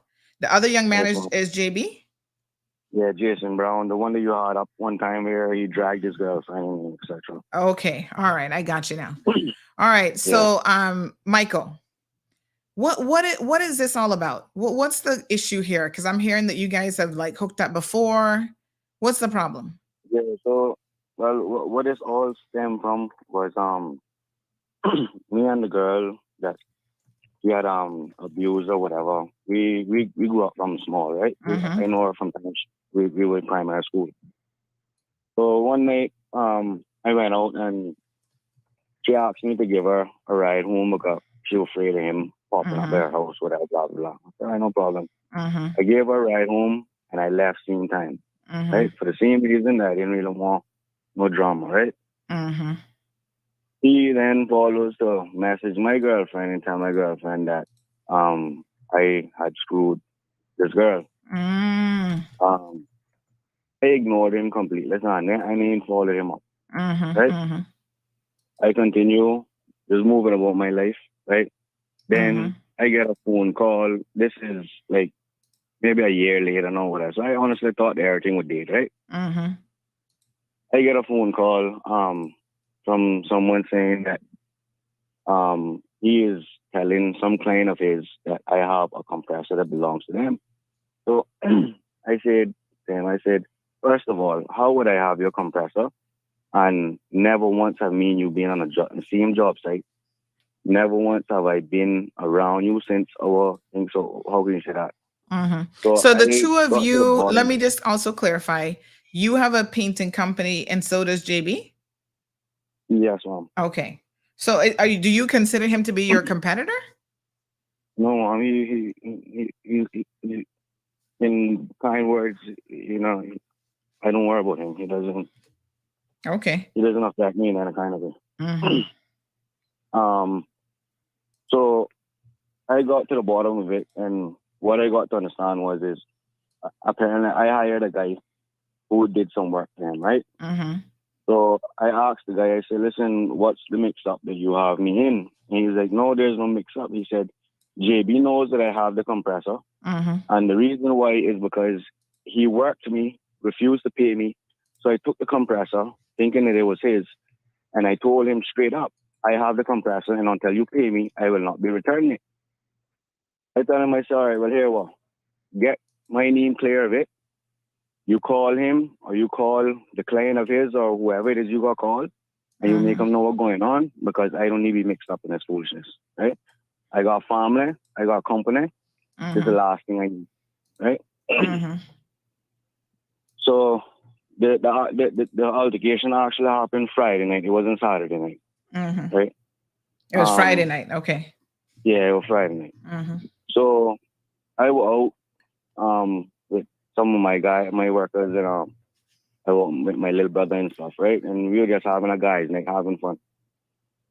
We ended up, I normally don't go bananas for the same reason, because I really try to avoid getting myself in a mixed up with anybody. Trust me, you better cross that off your list. But like a dumb now, following company, my brother and them, they wanted to go there, right? So I said, all right, you know what? Screw it. I don't have no issues with nobody. So, I mean, what could happen? My God. Went there. Everything was going beautiful.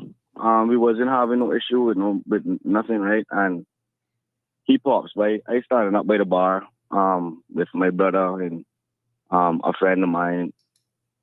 We just there talking. He pops by and he comes to me and so I look at him and it's all right. Well, now that you're here, JB, you know, this thing, right? That's really screwed up, right? Where you calling up my name, mixing me up in stolen stuff and whatnot, right?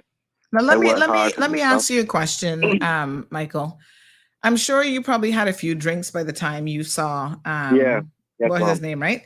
So did you really think, and this is the problem with alcohol, okay? It probably doesn't allow you to think the way that you should, but did you really think that it was a good idea for you to have this conversation in a bar after having a few drinks?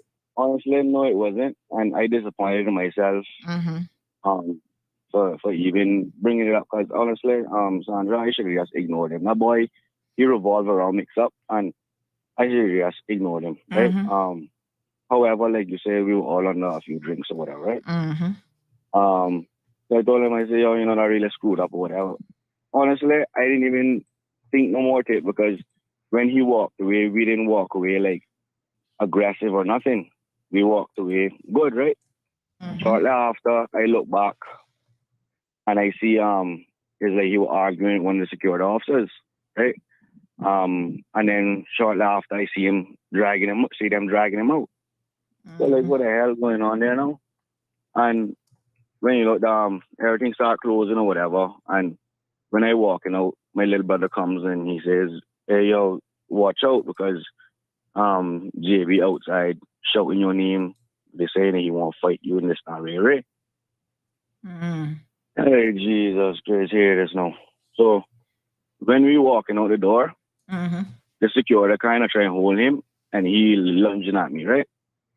Sandra, if you ask anybody about me, I not want to go around looking for problems with nobody. But the same one, I not want to stand up and turn the cheek either. Right?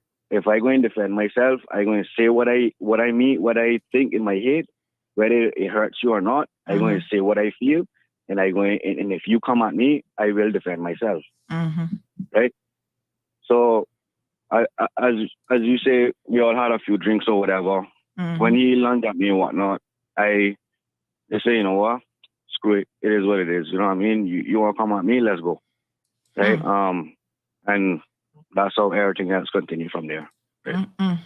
So let me ask you a few questions. I mean, obviously this brawl has gone viral. All sorts of people look like they were involved.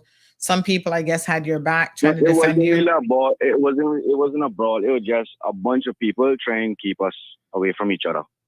Nobody else. So the two of you didn't really come to any blows, because I mean, I'm looking. No, because if I would get away, they would be holding him, and then by the time I can even get to them, somebody. Are you the shirtless? Are you the shirtless one? No. JB, the shirtless one. Okay, he's the shirtless one. So you were wearing. You were wearing what? The blue shirt. The blue shirt. The blue shirt and jeans? Yeah. Okay. But did I just see you run out and take a swing at somebody, or that's another blue shirt man? Yeah, that was me. That was you. So you were swinging too. So you look like you did some little kung fu kick there by the door. So now, Michael, you know, obviously people are going to take sides in this type of a situation. And I'm really, my concern is you need to figure out, both you and JB need to figure out how to de-escalate the situation, because it's not going to be worth you or him losing your life over this kind of foolishness. After that night, and I give a boy the time of day, right? And I get in screenshots left, right, and center where this boy up on social media, posting up foolishness about he give me one more chance to live. And well, I have the screenshots here, and I'm going to show people because this is where now I think the police need to get involved, and they need to you know, speak to both of you, quite frankly, to see how they can mediate this. Now, if that means, you know, they speak to me, son, because from this boy, like I say, I don't give him the time of day, right? The only how anything would ever happen going forward would be if he was to come at me, right? But to say that I go and go out of my way to go, son, I got my life going way too good for me right now, right? My business is going good, right? Yeah. So he posted I guess a quiet. Yeah, I see some of what he posted about you got children. He doesn't. He sent you a message, says that he's going to give you one more chance to live. I mean, these are quite serious comments. He said, try pull gun on me again and don't shoot me here. So did you pull a gun on him? There's no one I pull no gun, right? When I saw his next friend coming to attack me, I picked up a big rock, right? Like I say, you know what, well, here, what? If I go and get gang tonight, somebody else come in hospital with me too. So I went and picked up a big rock. No one I picked up no gun. You can clearly see in the videos, no one had nothing like that Sunday. Right? So he dragging this on. Yeah. He just dragging this on for no reason. Right? Because like I say, from that night, I not contact him. I not go and look for him. Nothing at all. I just went about my life as if nothing happened. Right? And I continuously getting these pile of screenshots where he posting this. Even somebody called me this morning and say, even up to this morning, right? This guy posted up voice notes and stuff on his profile. So he said that you tried to mash up his van window, but you thump it 3 times and it's still not break. He says, man ready to fight you, but you run like a beach, and then you went for the gun. I would have turned, what? He said, I would have turned hell on you, boy. I hope. Who the hell? What's Obed? OBED? No, that's a friend of mine who was there that was just keep trying to partner fight. Oh, so he says, I hope he be with you everywhere you go. I hope your bro be with you everywhere you grow, because when I see you, I'm gonna give you an example of why you shouldn't do them things. So, I mean, obviously, he's not taking the position that this is done. It sounds like he is very much, you know, wanting to continue the situation. He says, know what you're doing. Your little guns compared to my guns, not saying bounce. I mean, my God, what on earth? Now, Michael, to be fair, you've been in your own problems. I mean, people obviously, you know, this Cayman still. So people. Yeah, well, not perfect on there. Tell me somebody who perfect. Yeah, so people have said, you know, they're questioning your side of the story if it really goes so. Did you have a brother that lost his life because of this type of foolishness? Not because of this type of foolishness. He lost his life in by hanging around with the wrong people, and he got involved in something that he wasn't supposed to get involved in, and that happened, right? But Sunday, I never was what you would say, and I'm pretty sure nobody can ever come to you and say, Michael is a person who goes out and looks problem with anybody. Right? Nobody can tell you that, right? What they can probably say is, yeah, Michael has been in his fair share of foolishness in regards to maybe fights, or when I got held up a few years ago in regards to a firearm, which proved it, proven that it wasn't mine or whatever, and that's why I won the case. And because I no snitch, I didn't say nothing, and I took the fall for it, and it is what it is. But and by the grace of God, you know what I mean, I ended up becoming free of it. But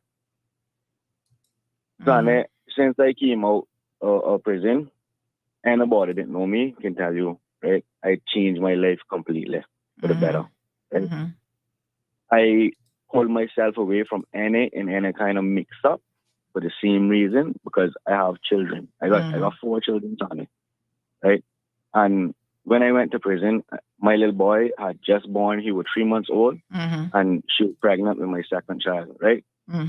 I saw the suffering that my baby mother went through my time in prison, right? And I saw the suffering that my little boy went through my time in prison. Every time he had to leave me and stuff, he wanted to stay and whatnot. And let me tell you, that would break any man, right? So it's not like, oh, Cayman has the hardest prisons. Let me tell you, they don't, right? But so I could have did my time, no problem. What killed me the most was the fact that I never had my children, right? And when I came out, I got out on a Tuesday. I was back to work by Thursday after being incarcerated for a whole year. My boss that had me employed during the whole thing or whatever, he took me back right away because he knew how good of a worker I am and ambitious and whatnot, right? He even paid for my lawyer, right? And didn't ask me to give him $1 in return, right? And when I got out, I went back to work, right? And a year after going back to work, I saved enough money to start my company. I bought my first company van, and I started buying my little ladders and whatnot, right? And I went around asking family, friends, etc., if they could give me a chance to do some work for them and whatnot, right? And it ended up turning into a good thing because I do good work. I take pride in my work, right? And I give people good prices, right? And it blew up to the point where, so understand, I've been open almost 5 years now. I've never gone a day without work, right? And I have work all over the place, right? And all my clients love me. You go on Women in Cayman and stuff, and you type in my company name and stuff. All you see is good comments, right? Right? I don't mix myself in nothing like that. You aside from the incident that I had, like I said, with the firearm, that was 6 years ago or so. Aside from that, you'll never see my name called up for anything. You'll never have a police report that said, oh, Michael went on disorderly on the road. Michael was in problems on the road. You'll never have anything like that, right? Because that's just not me. But like I say, I a person that if you come at me, I will not back down. Right? Oh boy. I mean, this is an unfortunate situation, Michael. You know, some people don't believe you. They claim that it's not true, like you're not the best guy, you're always hanging out at bananas and this, that, and the next thing. But, you know, Michael, you talked about the fact that your children, you know, how much they missed you while you were incarcerated for that year. Imagine if you're gone and they never get to see you again. Those children's lives, quite frankly, will never be the same. So I'm going to ask you and JB, I mean, I don't know if JB wants to, somebody says he's commenting now on social media because he's obviously listening to the show. You know, we need to find a way to de-escalate this. And Michael, I'm going to give you a couple suggestions. I don't know how old you are, young man, but listen, when you see 30 years old. You're 30, take it from me. I got 20 years on you. When you see trouble, run in the opposite direction. Don't go to bananas. There's nothing good in bananas. You want to sit down and have a drink? Invite the boys over to your place and sit down and have a drink. Nothing good comes out of bananas. I hate to tell you. Not even the pum pum up and they gotta be that good. Stay away from bananas. It is just, you know, every single time there's an incident there, I shake my head at you young men and women who keep going to bananas. What is it about bananas? The drink's cheaper than everywhere else, Well, the drink's affordable and not only that. Go buy your own by the case.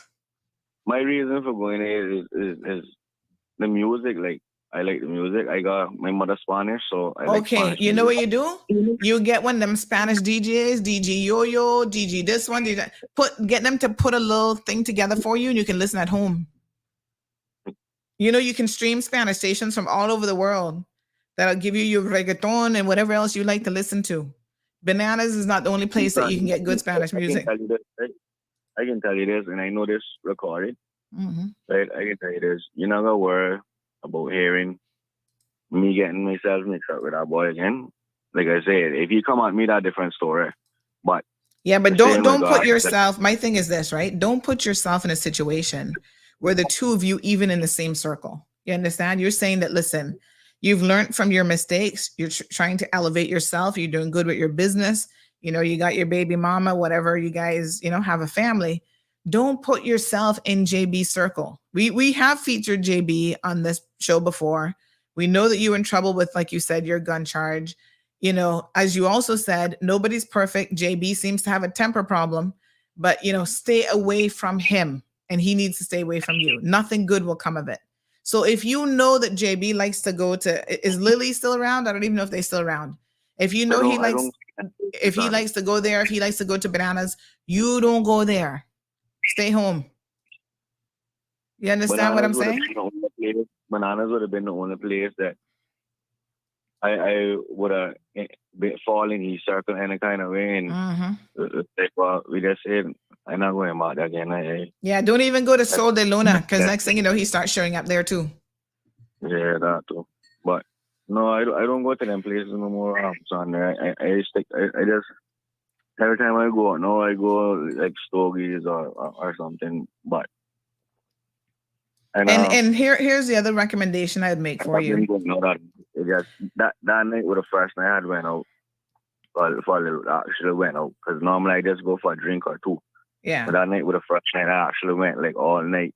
You know, as a result, that happened. But like I said, that not going to happen again. So like you said, I stay in my backside home. Yeah. Or go somewhere that I know that I'm not gonna worry about seeing him there. Well, somebody says you were Sol de Luna last weekend. So listen, your circle, right? I would also recommend that you keep your circle real small. Like the fewer people you hang out with, this has been my experience in life, the better off you'll be. You understand? Because like, okay, you talked about the young man then who had this, what was it, a compressor or something that belonged to JB, and he was in some mix up with him. You know, if you're the owner of a business and you have people who are bringing their drama into your business, right? You should have really, even in that moment, tried to broker some sort of conversation with JB to say, listen, this doesn't have anything to do with me. I've asked the young man to settle it with you and to do the right thing. I thought we did, and I gotta look back for the messages because I did, even in messages, I said, JB, I ain't got nothing to do with that compressor, whatever, right? And he was telling me other stuff that the guy did or whatever, right? Which, as a result, I ended up firing the guy, right? Because I told him, listen, I don't need that kind of foolishness around me, right? You ain't constant mix up. And on top of that, right after the guy left, he stole one of my jackhammers and a Zaza from me, right? So I got the bad end of that stick on both sides. All right. Well, listen, I appreciate you reaching out and being willing to give us a little bit of an insight, because there are people from Saturday morning and all day Saturday and Sunday messaging me saying, you know, we need to talk to these guys because we don't want to see another senseless death in our streets. Like there's enough bloodshed, there's enough loss. You know, we have mothers and sisters and everybody crying senselessly over, you know, these, not senselessly, but they're crying over the senseless murders and deaths that we have in our community. So, you know, we got to find a way to start de-escalating these types of situations. And to me, this has written all over it that this is not going to end well. I mean, I wish JB would call in, because I would really, if somebody has his number, send it to me and I'll call him, because I would really want to hear his side of the story as well, and to see how we can get you guys to both just walk away. I can send you a voice note with him saying that what the reason why this all started was because I went up to him in Bananas and spoke shit in his ear, right? Which, if you even see camera footage or whatever, you would see that he the one came out to me. But it's so not worth it. Yeah, it is what it is. No, I mean, I just move forward now, because I don't need this in my life. Right? Yeah. So like I said, I mean, since the whole issue, if I not get 100 phone calls from different people, clients, friends, everybody saying the same thing. Mike, you're a nice guy. You're a good guy. You're doing good. And here's the thing. Here's the thing, Michael, as well, right? You know, Caymanians are always looking for an opportunity to be able to highlight, you know, what you have going on in a negative way. So you're saying your company's doing well, and you're doing right now. I have people sending me the court list from March of 2023, where you're on there for taking lobster outside the daily limit, taking a specimen from a protected area. Look, my name good. Look, my name is Michael Fernando Jefferson Chirinos. So this is not you, Jordan Michael Jefferson is not you. See, but you see how people trying to mix you up. They're not even you, but they're trying to call down your name. So you make sure that you just stay out of the limelight, where people don't even have a reason to mix you up with somebody else. People just full of mix up now. That's a perfect example where you just exactly. That's what I'm telling you. The more you can stay on the radar, the better. Wait, look, I can't tell you last time I go and dive in on Miss Andrew. All right, my dear. We're gonna call JB and see what JB has to say for himself. But I would really just encourage you, like I said, to just, you know, relax yourself. And oh, that's actually JB calling on the other line. Hold on 1 second. JB, don't worry, we gonna call you, son. We gonna call you because I want to hear his side of the story too. You know, I really think that you guys are bigger than this, and you can do better. JB, give me 1 second. I'm gonna call you on the other line. All right. So he's gonna hear, you know, he's gonna say whatever he has to say. But like I said, just stay away from trouble. Run. I know word about him, Sunday. That yeah, shrimp to me. I know word about him. Yeah. So just leave it alone and stay away as much as you can. All right. Yes, okay, my dear. Have a good one. All right, dear. Okay, let's call the other young man involved in this mix-up situation, hear what he has to say for himself. Because honestly, I really hope that they can get it together. Ay.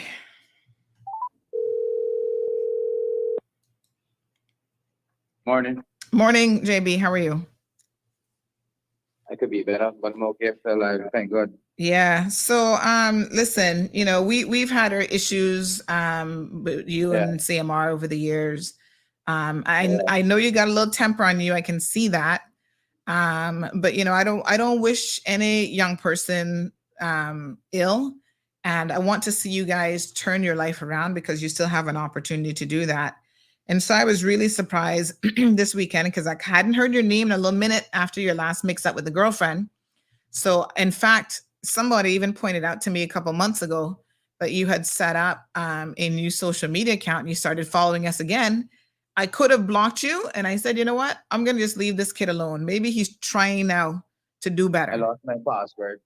So, okay. Well, you followed us again. I was told, look at who's back. JB is back. I said, leave him. Mario, famous JB, right? Yeah. So I said, leave him. Maybe he's doing better these days. So what's going on? What have you been up to? I mean, we saw obviously the fight this weekend. You know what? Now work harder than me on this island. Yeah. From my age or whoever age or whatever age. Nobody works harder. But here's the thing, JB, right? Ethics and stuff. Yeah. But listen, none of that, JB. Hold on one quick second before you go there, right? What I'm going to tell both you and Michael, you can be the hardest working person in the world, but if you're dead, it really not gonna matter. And hard working and then making poor decisions, fighting in the streets, getting involved in all this mix up, threatening people about you got a bigger gun than them, that's not good. Guess what? It is what it is. Like we say, it is what it is. At the end of the day, I know what I'm doing, and I try to keep my head right. But people they play with me. They mess with me. I don't know what. Should they see me by myself? They believe that I don't got people that love me, and they tend to want to pick on me, and they don't know that some of them know I got temper, some of them don't know I got temper. All right, but hold on, JB. Whole thing started off. One second. You just admitted that you have a temper. Do you think that you could actually benefit from some anger management courses? Did you do any after your incident with that woman? Did the court compel you? The court compel you to do some, right? It's unfortunate that the help that the system gives me ain't enough help, unfortunately. So I don't want to be in the system, but it is what it is. So, all right. So hold on now, because I'm about solutions, right? So if you're saying that it helped, but it wasn't enough help, and the system didn't give you enough help, when you say that, does that mean that you can't afford to get anger management training on your own and you need some help with that part of it? Or you just want the resource and you can actually pay for it? Because we can find help for you, but you have to be willing to accept it. So you're saying that you're open to it. In order for this, like how I know it, because it's hard for somebody to help you that don't even know what's going on in the streets. It's more than what you think. But yeah, that beside the point. I won't clear myself up on this. I now went, look in no trouble. I don't even go out. I went go pay somebody a bill that they lost their money, and I end up there for like 2 minutes, and then this brother see me, and he start talking foolishness to me. At first, I was giving him the respect and the time of the day to listen to what he had to say. But then when I realized he was threatening me and telling me he gonna do this and do that, the reason why, because we up in there. So then to be honest, he not really push it now. His baby brother now push it, stop pushing me now. And then the whole thing kick off and people start to see that a fight was about to happen. When we went outside and the security guard put me outside and then he put me across the road, I was ready to walk away. But no, man want to run and come attack man. And then the most happened after that. I had no control over that because the people who fought him, they wasn't even on my side. They just people that wanted to hit him for wherever he done to people. See? So I wasn't with no gang. I was there by myself. Nobody were really on my side. It just, they were trying to defuse the situation. Whoever threw a punch and whatever, they just had that in them to give it to him. Other than that, to be honest, all that was foolishness, stupidness, like what people say, and like, why he got a company. We both in prison. We both trying to do good. But just, it's a time and place for everything. And that was a wrong time to come talk to me and give me like calm threats while I just trying, I didn't go out now. I don't have fun now. I don't have fun. Well, I mean, you can have fun. You don't, I mean, Bananas doesn't sound like a fun place to me, but you can go other places and have fun. You can stay home and have fun. I think maybe y'all need to redefine your definition of having fun. For me, having fun is when you're alive to see another day. You know what I'm saying? But I mean, I obviously can hear in your voice that you're very upset. I think you need to. No. I'm very upset because one person is saying one thing, like behind doors, and then on live, sweetest talker, the best person in the world. Listen, I just stop cheering myself up. I not start nothing. The man start to mess with me, and all of that. It could have been worse. All that could have been a bloody scene. That could have been very bad and whatnot. Thank God it was just a fifth thing. Thank God it never escalated anything else. But let's warn people, stop blaming me because I work hard, and at the end of the day, I got nothing going on in my head. And at the end of the day, if someone blame me, I have like 100 Indian temper. I'm sorry. But I mean, you need to do something about that 100 Indian temper. Yeah, I could. Let me ask you a question, young man. Both of your parents are from Honduras? Or you have a little Cayman in you too? I got Jamaican mix. My mix got dead mix. I Caymanian, Honduran, Jamaican. My last Lord. Well, you gotta what you from where? From Black River, St. Elizabeth, where my grandfather from. So I have Spaniard, but same time I got a Jamaican blood. I got two months. Well, listen, my grandfather from St. Elizabeth too, but I don't adopt any ignorant behavior from certain family members. Just be working hard. Everybody see what I be doing. Well, we not gonna doubt that you might be working hard, but there seems to be a problem with your temper. You blaming it on being a Honduran, so that's why I was wondering if you were mixed with anything else. But no, listen, you have to get it under control. On this island, we tolerate certain things. And where actually things that I've seen, where actually come from, we don't tolerate them things. So don't make me feel like I'm going crazy and I'm doing the most. I will good until someone start trying to. All right. I will good. So how old are you, JB? 29 years. You only 29. That other young man is 30. I mean, come on, you guys are so young to be going on with this kind of foolishness. JB, I mean, I noticed that you don't seem to value your life very much because I saw your comments where you posted on Instagram. I'm going to suggest that you kind of pull back on some of these comments because even these comments alone, if the police had any real sense, could get you in trouble because, these are threats where you're telling him that he's running like a bee to go get his gun, and you don't have no children, which means that by you saying that, you're trying to say you not got nothing to live for. You know, you wrote one long diatribe about give him one more chance to live and all this kind of stuff. JB, is it gonna be worth it if something happens to Michael, or if you lose your life over this foolishness? Would you be able to sit back after spending 25, 30 years in jail and say, oh yeah, that was worth it because I got a hot temper? You think I would sit 35 years in jail? I kill myself. I do what I got to do and I kill myself. I'm sitting on those 35 years. You're gonna kill yourself if you end up hurting somebody else. But I make sure I take in everybody who I supposed to take out. Everybody. JB, come on, man. I don't. I'm telling you straight up how I am and how I think. But you understand that that's a problem, right? The fact that you even think that way. That's a big problem. Yeah. Yeah, that's a big problem. That's just me. See? Yeah, but you can't. Yeah. Okay, you're saying that. No. Listen, hold on one second. You're saying that is just you and that is how you are. What I'm saying to you is like this. I was never like this. Then what happened? Like what happened to you? What do you mean people made you like this? So you don't have any control over your temper. Other people are to blame for how you feel and how you're acting out. Tell me the truth now. JB, I'm probably old enough to be your mother. You're 29 years old. I'm 50. I've been on this earth a long time, right? Someone like you, a young man who you say works hard and has certain talents, you're not this angry for no reason, right? What on earth happened to you that made you feel this way? And none of these last minute things that has happened. Somebody hurt you as a child. Something happened in your childhood all my life, that made you death, murder, and this and that. So it's an environment that you grew up in that you just feel like life not worth nothing. How old were you when you moved to Cayman? When I moved Cayman, I born here. You were born here. And so you've never lived in Honduras, but you have this mentality that life has no value and you can just kill people and then kill yourself. I mean, you think that that's the Cayman reality. Not what it is, no. Not what it become, no.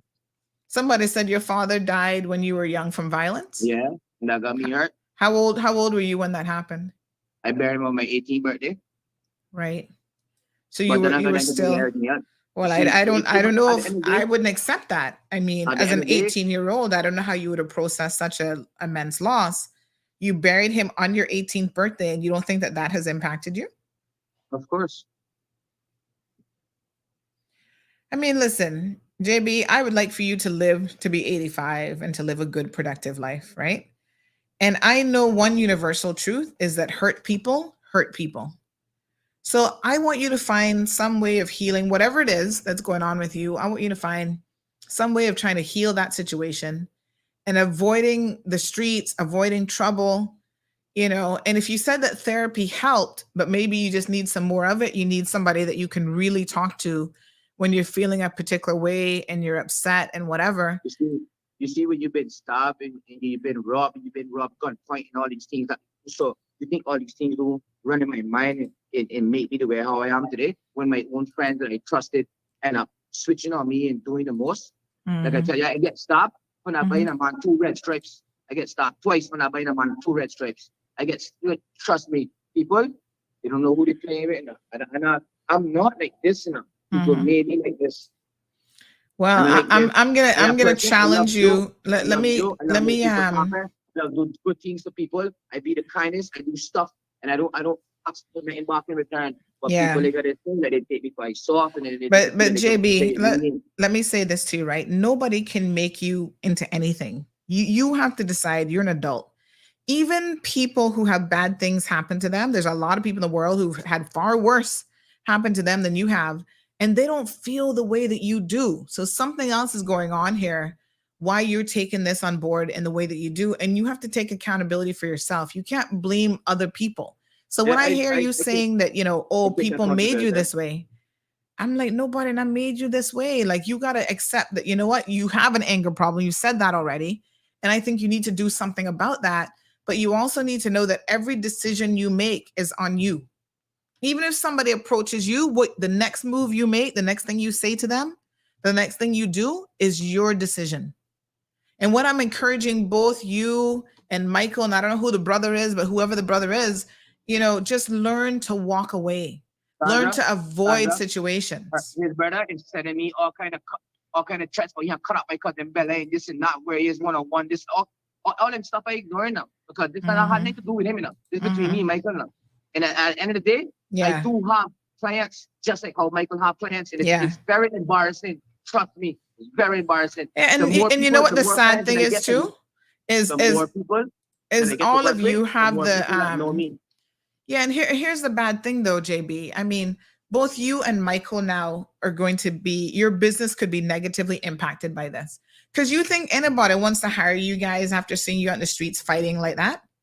They might be like, listen, I hire you for a job. Next thing, somebody trying to settle a score and show up on the job site, and cause some kind of problem. You guys might even be losing jobs because of this. I'm really asking you to reconsider the mentality and the behavior that you're engaging in. If he's sending you threatening messages, you got options. This is how you respond. Number one, you get the police involved and let them handle it. Number two, but hold on. Then number two, there is a block, but you still report it to them. You can still report it, and then you have a record of it. Number two, you can actually block him where he can't text you. You do know there's a block option on your phone, right?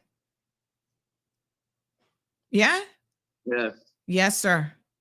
This is how it works. JB, please, I am begging you to try to just make some better decisions. It's not going to be worth it. All of this bigotedness and all these messages and all your, you might have people or friends message, yeah, you're right. When you're in the coffin, they're not going to be standing over you saying, yep, there's a man right there who was right in the decisions he's making. But yeah, boy, he dead now.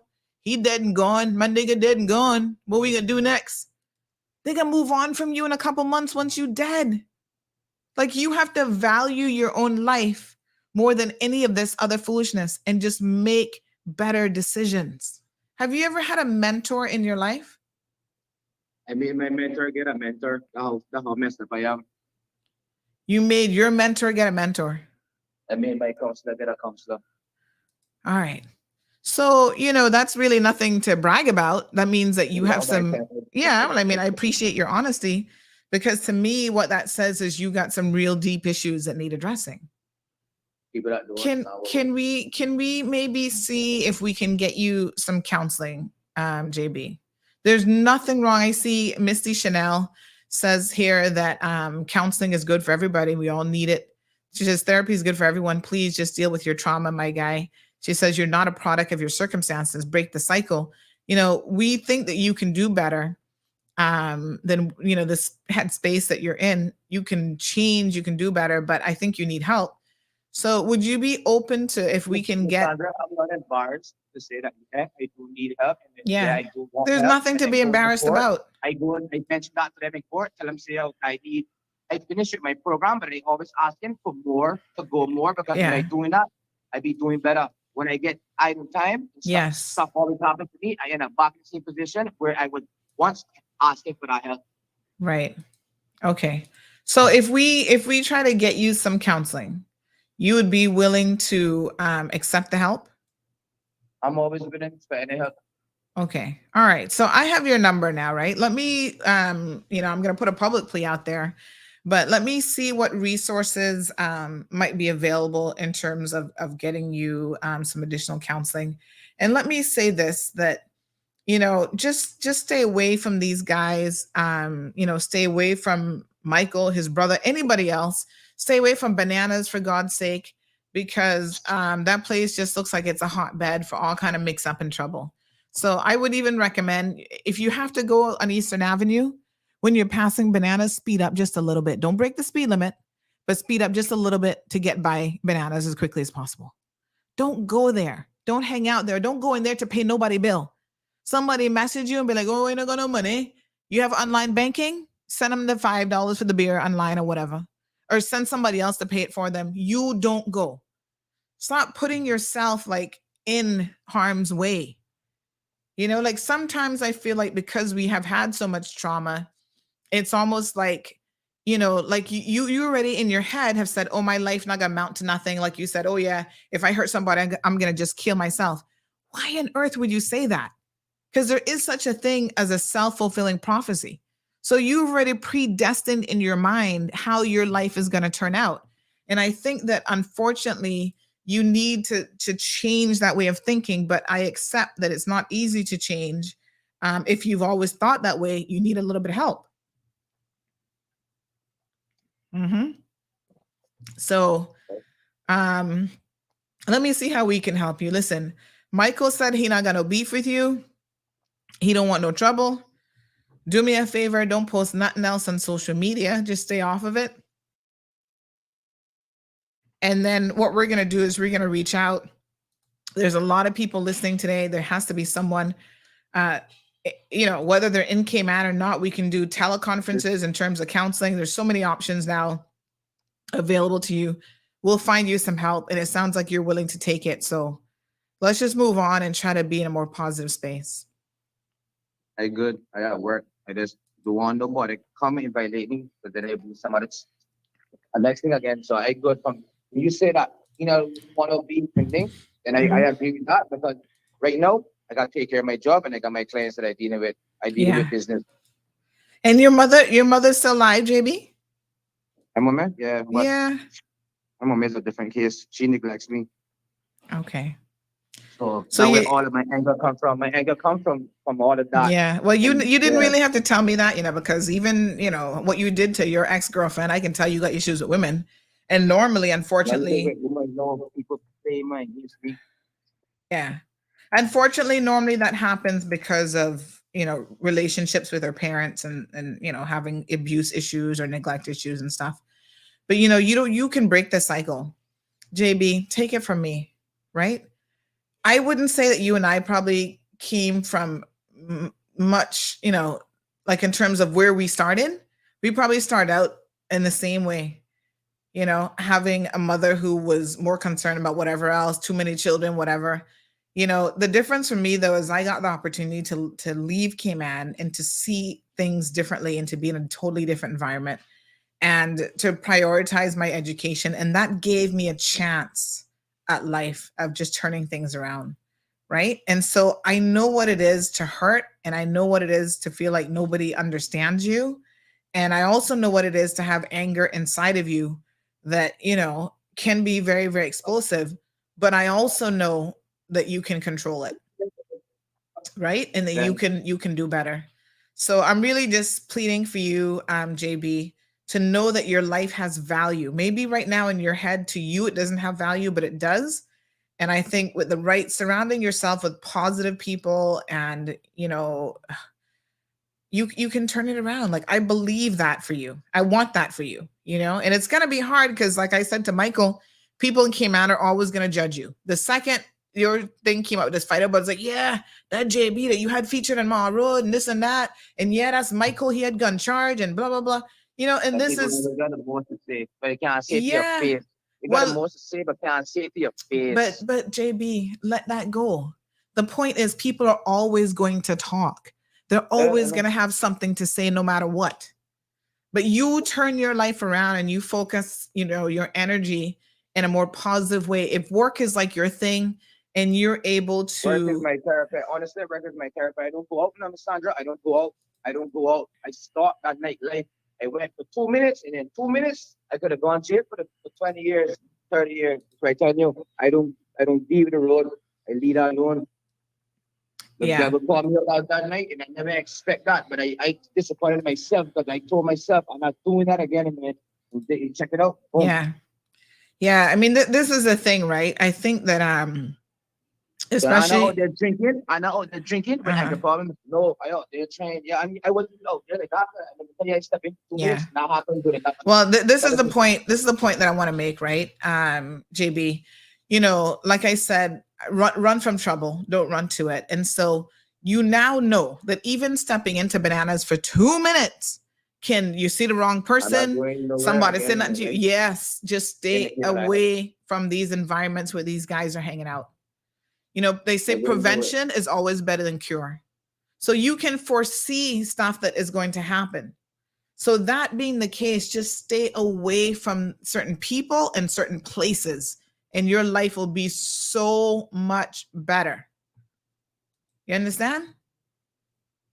I need them to free me up on this thing so I can travel. Because right now that one big thing that got me how I feel right now.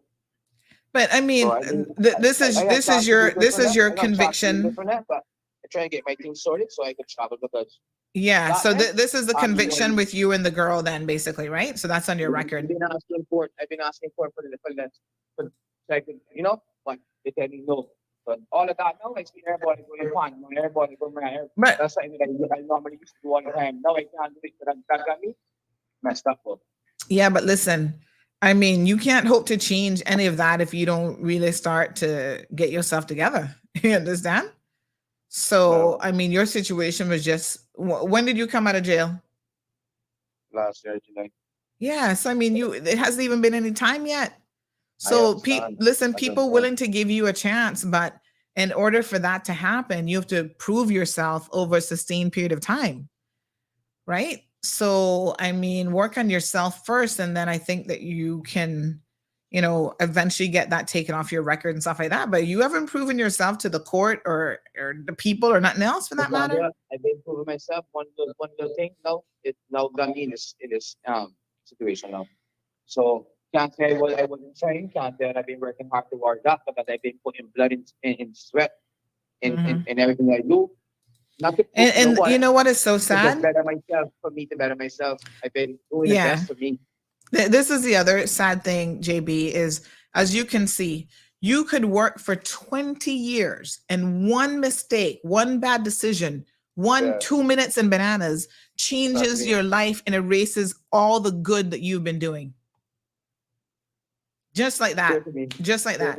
I targeted my name like I got spice in it. Everybody's like having them out.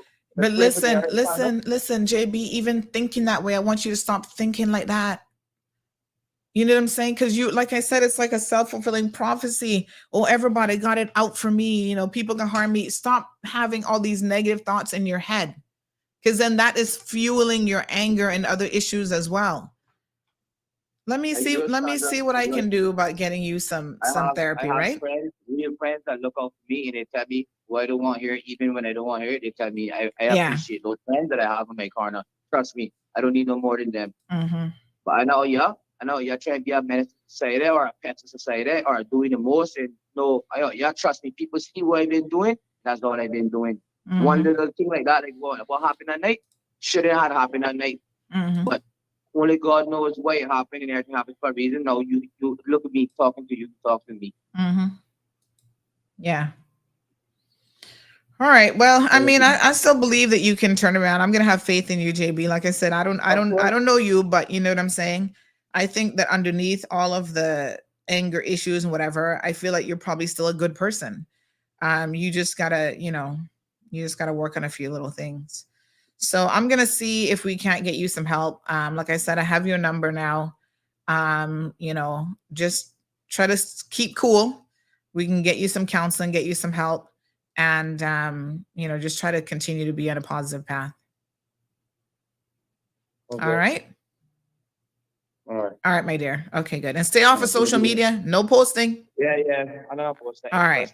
Okay, cool. All right. All right, cool. What a thing. Oh my gosh. It's difficult to see. And like I said, I'm not surprised. JB says he has anger issues. You know, he's got problems with his mom. Listen, none of that surprises me. But, you know, I think the way that we respond, and the truth of the matter is, we have to be willing to make a difference, make a change, because if not, we're going to be doomed. You know, none of us get to choose the life that we're born into or the circumstances. We don't get to choose our parents. We don't get to choose if they're good parents or bad parents, or, you know, but it's only, you know, at a particular age now, you have to be willing to help yourself. Caller, good morning and welcome to the program. Yeah, morning, Sunday. Morning. Boy, I wonder when we're going to try and learn to be the better man, yo. I rate Michael, regardless of anything, or both him and Jay be my friends. And guess what? If I see Michael can be a man and, just say bygones be bygones. We all human beings. You got to remember each other. And they both my schoolmates. I can't bother seeing my schoolmates ever fighting each other when we know we used to fight in school.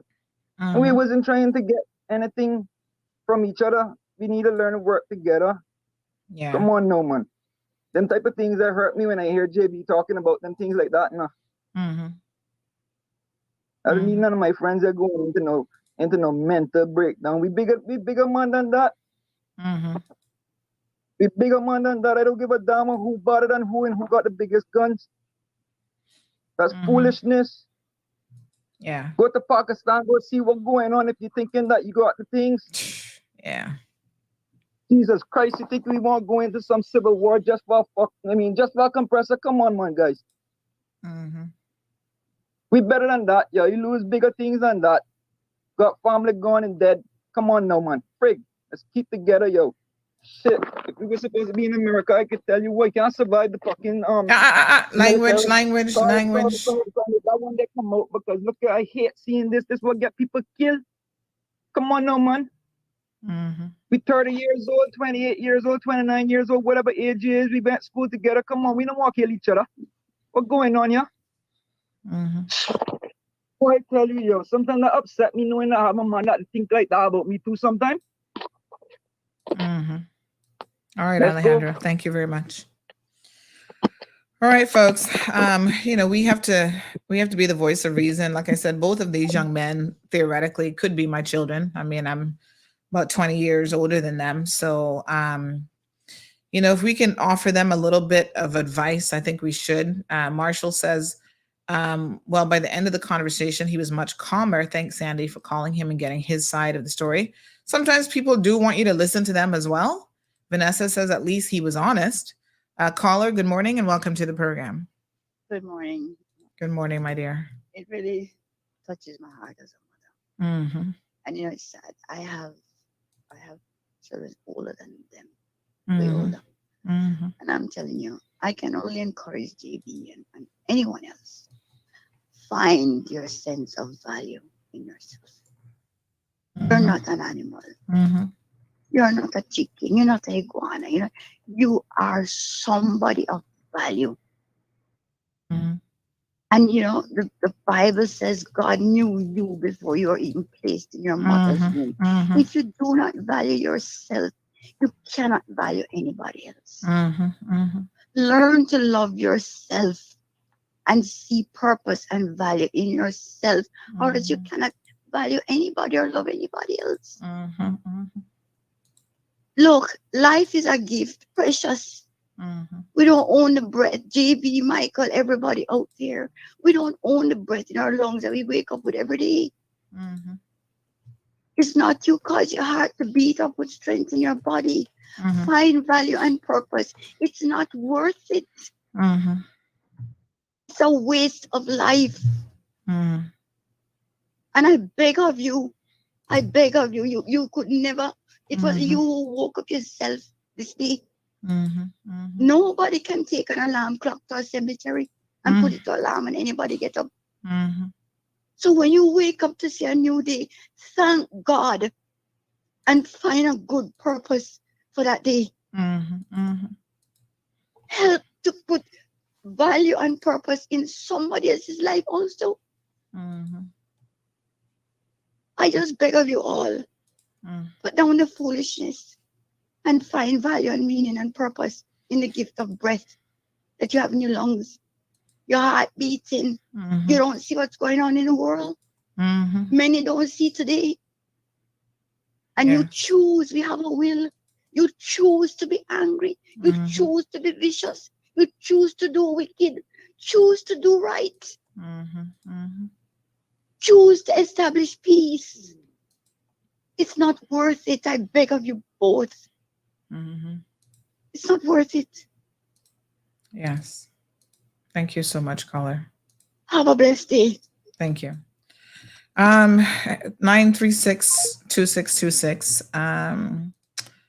Anybody else who wants to call in and give some words of advice? Both of these young men, I'm sure, are continuing to listened to the program this morning, and I think that they need to hear it from all of us that your voice, your life, my apologies, has, your life has value to it, and don't throw it away.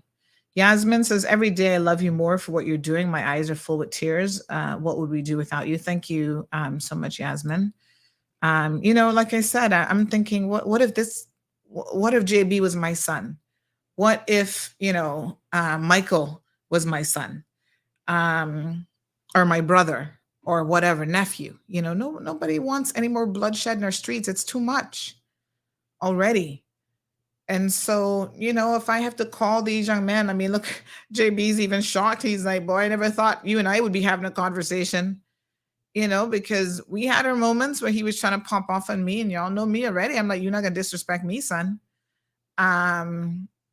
But I can see the anger in him. And I think that that's so sad. And, I don't know all the details of what happened with him and his mother, but JB, you can't change the past, and you certainly can't change what has happened to you, but you can change the present, and that will change your future. And you've got to make some better decisions. And this is for all of them. Michael, I'm not sitting here, I don't know Michael, and I don't know JB, and I'm not going to call either one of them an angel in this situation. I'm sure they all had a part to play. Even Michael's brother, I don't know who he is in all of this, but whoever you are, young man, y'all need to rein it in. Because, you can try to be a bad boy all you want. And then when you lose your life out in the streets, then it's a whole different situation. It's just unbelievable. Unbelievable. I'm just shocked that we continue to, to have these types of issues. So the thing though is to communicate. I mean, look at, once we start talking to them, we get a little bit of an insight into what they have going on and who they are, and so it's a lot to take on board. And I think that JB has said he's willing to get some help. I think that we can find someone who can assist him in getting that help. And there's absolutely nothing wrong with saying that you need help and that you want help. He admits to having anger issues. And again, he's human. So let's just try to get him the help that he needs. All right, 936-2626.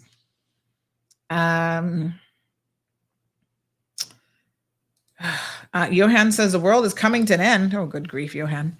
Auntie Sandy is now an anger management counselor, plus detective, plus people's premier, plus baker, plus wife, plus mother, plus people's champ, the people's mentor. Where is this amazing human? Post 10:30 a.m. Monday to Friday, #repent. Oh, Johan, I'm going to slap you with a Bible next time I see you. Anthony, thank you. Anthony says the problem with bananas is occupancy. Too many people in a 2x4 size unit. That place can't hold no more than 25 people. Sometimes it's over 100 in there. Well, that's a real risk for many reasons, Anthony, and the police should be, and the liquor licensing board should be ensuring that they are controlling that situation by a heavy police presence. Heaven forbid a fire ever breaks out in there. What do you think is going to happen? Have you been to the bathroom bananas? You can't even take a, it's so bad. It's so bad and tiny. Well, I don't try to do those things in public restrooms if I can help it, yeah. When you put people in a box, the tensions will rise quickly. I'm not so sure that's the whole issue, but I don't know.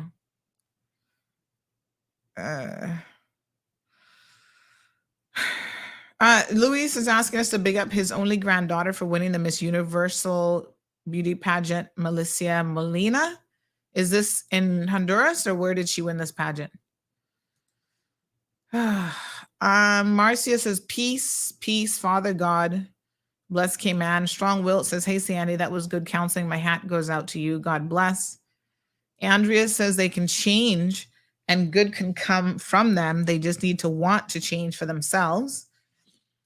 Charles, good morning, says, I think you reached through to him. Don't back off, CMR.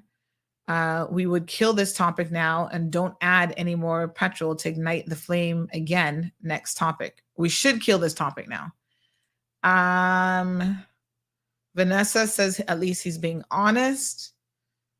Kara says can't feed negativity with negativity and expect a positive outcome. So true.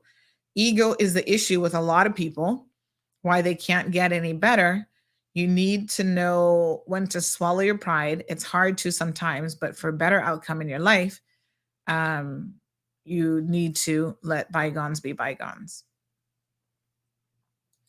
So Phineas says, Sandy, you can hear the hurt in this child's voice. Irvelyn says, I'm praying for peace between Michael and JB. We all love you guys. Marcia says, amen. Rena says, amen, caller. Andrea says, Sandy, you always speak to young people on a mother's perspective. That speaks volumes. And, you know, sometimes it's a tough position too, right? Some young people need tough love and some need a softer approach, I guess. But yeah, you know, I believe that despite the circumstances you're in, you can still do better. Alejandro says he has a lot of friends that he can't see today. And that's because they're no longer with us. Marjorie says, Sandy, JB finally feels that someone cares about him after you took the time to speak to him. Thank you for doing that. You possibly saved 1 to 2 lives right there. Well, I mean, we can only hope for sure. Yeah. I'm thinking here, if there's not a way that we could have like more mediation sessions, right? Where, again, you know, this isn't something that I necessarily have to do, but I would love to see our young men, maybe former gang members, people who are respected in the community, coming together in an organized way where anytime there's a conflict like this, listen, there's nothing like a mother's love, but there's also nothing like a father, right? Stepping up to the plate. Men can sit down with these young men and broker some sort of a conversation, right? It's unfortunate because most of the time we know when things are getting heated, when they're going to pop off. We see Instagram messages and this and that. You know, if the fathers, the pastors in our community, can I please make a plea to them this morning? You know, are y'all listening? Our young men are angry, they're hurting, they have very complex issues. You know, you guys are in a position to help them. It's not just about showing up to church on a Wednesday night or Saturday morning and Sunday morning and preaching to those who come to you. How about you go out in the community and you go to these young people? You show them that you actually care, right? Even our MPs, I know y'all are busy, but some of y'all was running in these same circles out there, gang banging, wannabe gang bangers, drugs, whatever it is you were doing. Now it's your opportunity to say, listen, I've turned myself around. Maybe you had somebody reach out their hand to you to say, you know, I can help you. Let me show you a better example that you can live a better life. We can't continue to lose our young men in particular to the streets. The gun violence in this community has got to stop. Even the young man over a week ago gunned down with his child right there. The child doesn't even understand what happened, right? There was mixed up with him and he had been getting threats and drugs and this and that. Listen, if you know something, speak up. You know somebody who's being threatened, somebody who needs help. Please, I'm begging you, don't let them be gunned down worse than a dog in the streets of the Cayman Islands. Speak up. You know who has the guns and the weapons. Now we got AK-47s on our streets. Don't keep that to yourself. Tell the police. Because why do you think somebody like that has a gun? They intend to use it. Right? Man, it's just crazy. We've got to try to make a difference for our young people. Cayman Detailing says, saying you care and actually showing you care. It's day and night. Politicians take note. Where are you guys in times like this anyway? I mean, it's a question. I mean, they should be, sending. The only person that has made a statement, to my knowledge, was the premier. Okay, he's the leader of the PAC government, but listen, if I was a member of the PAC government, I would have something to say on the ongoing violence in our streets. Like it just should not go even unresponded to, in my opinion. Perla, good morning. Says young people are losing hope on us parents and mentors. Let us all extend that open ear to listen and a shoulder that they can cry on. Oscar, good morning. Says this JB, me and Michael went to church over 10 years. We were once in church choir and I don't want no problems. Yeah, Oscar, I mean, like I said, I also question, where are the churches? Where are the ministers? Where are the, if the three of you went to church for 10 years, my God, there's some pastor out there that would have seen you come to church all that time. Why haven't they reached out? Reach out to these young men, have a sit down, take them out for coffee. Enough of this idle drinking and smoking and whatever in the streets. I mean, enough of it.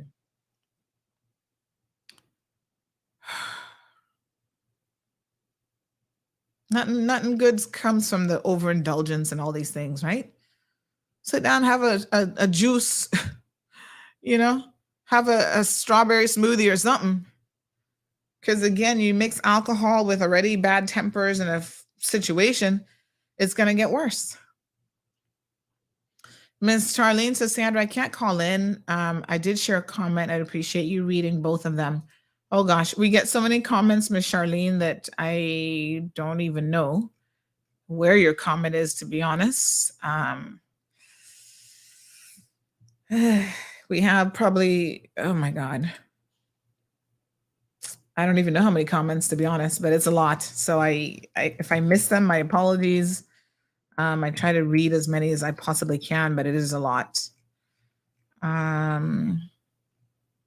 Magdalene says that he needs to stop listening to his friends that are telling him what to do. And like I said, so-called friends, boy, that has been the ruination of a lot of people in their lives, right? Marjorie says, Sandy, this goes for all those young men out there shooting each other as well. Speak to them also.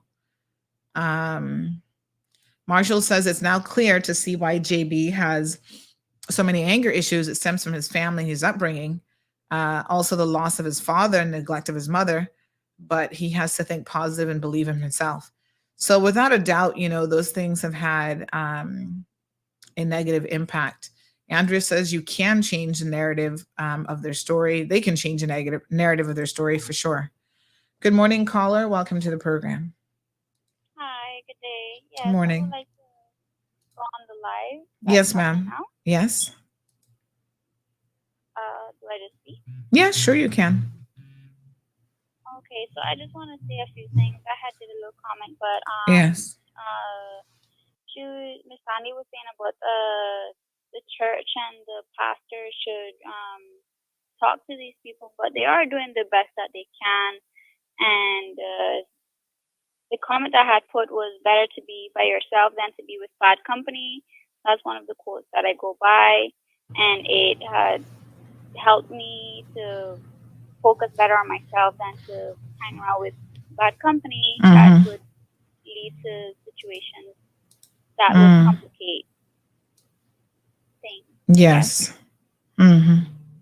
Yeah, a lot of times we're hanging out with people who, they may think that they mean us good, because they're young like us or whatever, but they themselves are immature and might have more issues than us, and they don't know, so the people you consider your friends at 25 and 30, when you're 50, you know better.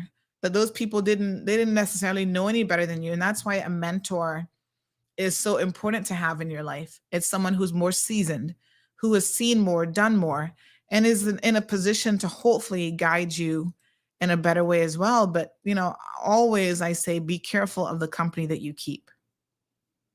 Yeah, so, and also prayer goes a long way too. Like every day, just a little prayer to God, and it will help you to better yourself, clean yourself, and to focus on another day. A new day is a new beginning, a new chance to bring out the better version of yourself and to actually help the people around you too. Because when you're on a better state of mind, of soul, and body, you would create an atmosphere so people that could that you reach out would actually benefit from the energy that you're giving off to calm themselves, or if anything, like this message. I was actually thinking of doing like a call for a while now, and my spirit had actually pushed more towards this particular topic because there has been a lot, like some of my coworkers and myself included, has been affected with the events that has been happening, and it's really sad. And you could probably hear in my voice that it's trembling. Yes, there's a lot of things happening in the world that people are not aware of, or they're not taken out of or important. But yes, you have to pray to God and make sure that you yourself individually, you can't be forcing it obviously, but with the words that you say, like on live, you don't know who's hearing that could benefit from this, but just having people in prayer, like the co-workers, friends, family, the people that surround you, it's a big thing. So yes, yeah, just a few little comments. Thank you so much. I appreciate that. Okay. Okay, thanks, dear. 936-2626 is the telephone number. Shoshana says it speaks volume that both young men chose to use this platform to explain and express themselves. Sometimes people just need someone to listen. As for JB acknowledging and accepting he has a problem, I applaud him. Haley says, as a young Caymanian, I'm tired of waking up every morning to see another one of us gone for foolishness. Us young people love to talk about change, but still, when these things happen, we turn a blind eye. Say something, stand up. Garrett says, if a fire happens, that turns into an oversized oven, talking about the number of people at Bananas, that sounds like a problem. Anna,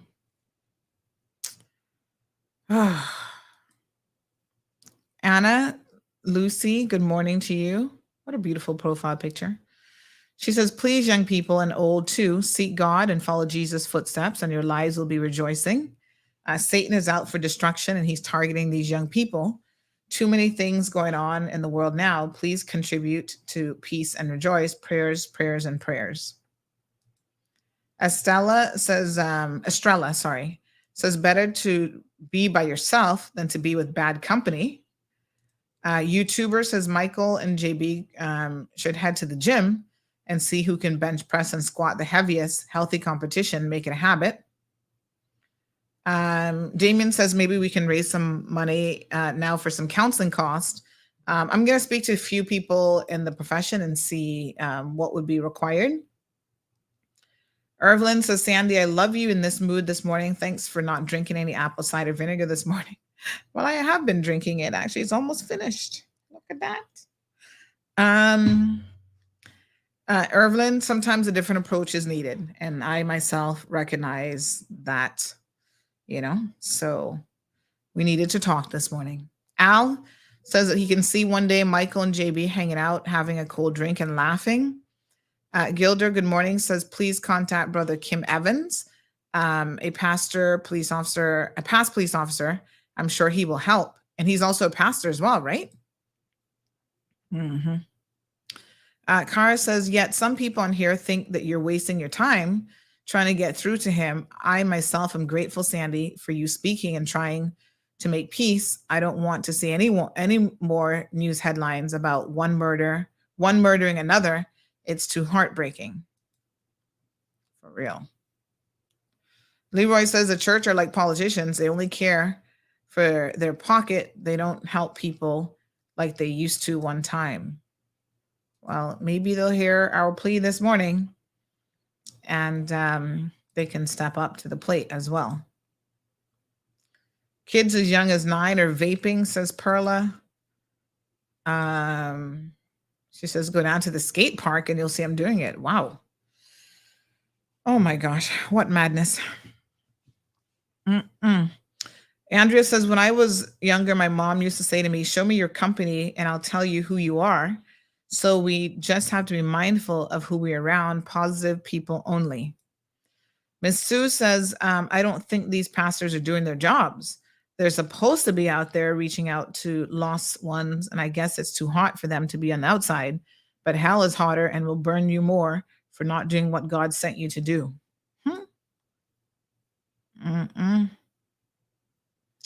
Magdalene says, Andrea, you take a pinch from the implant you keep. From the implant? Was that the right word?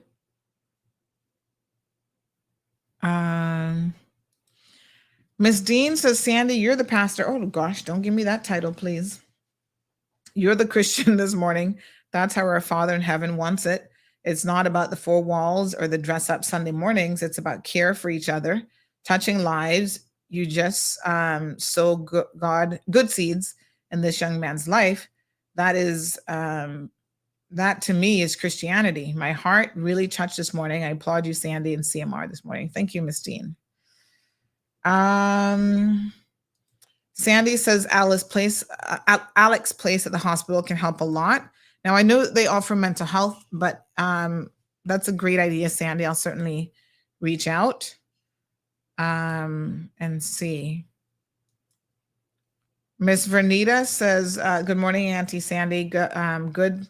Thank you. And I think you should try get a counselor therapist once a week for people to vent to get positive help they might be lacking. And yes, we're the so-called pastors.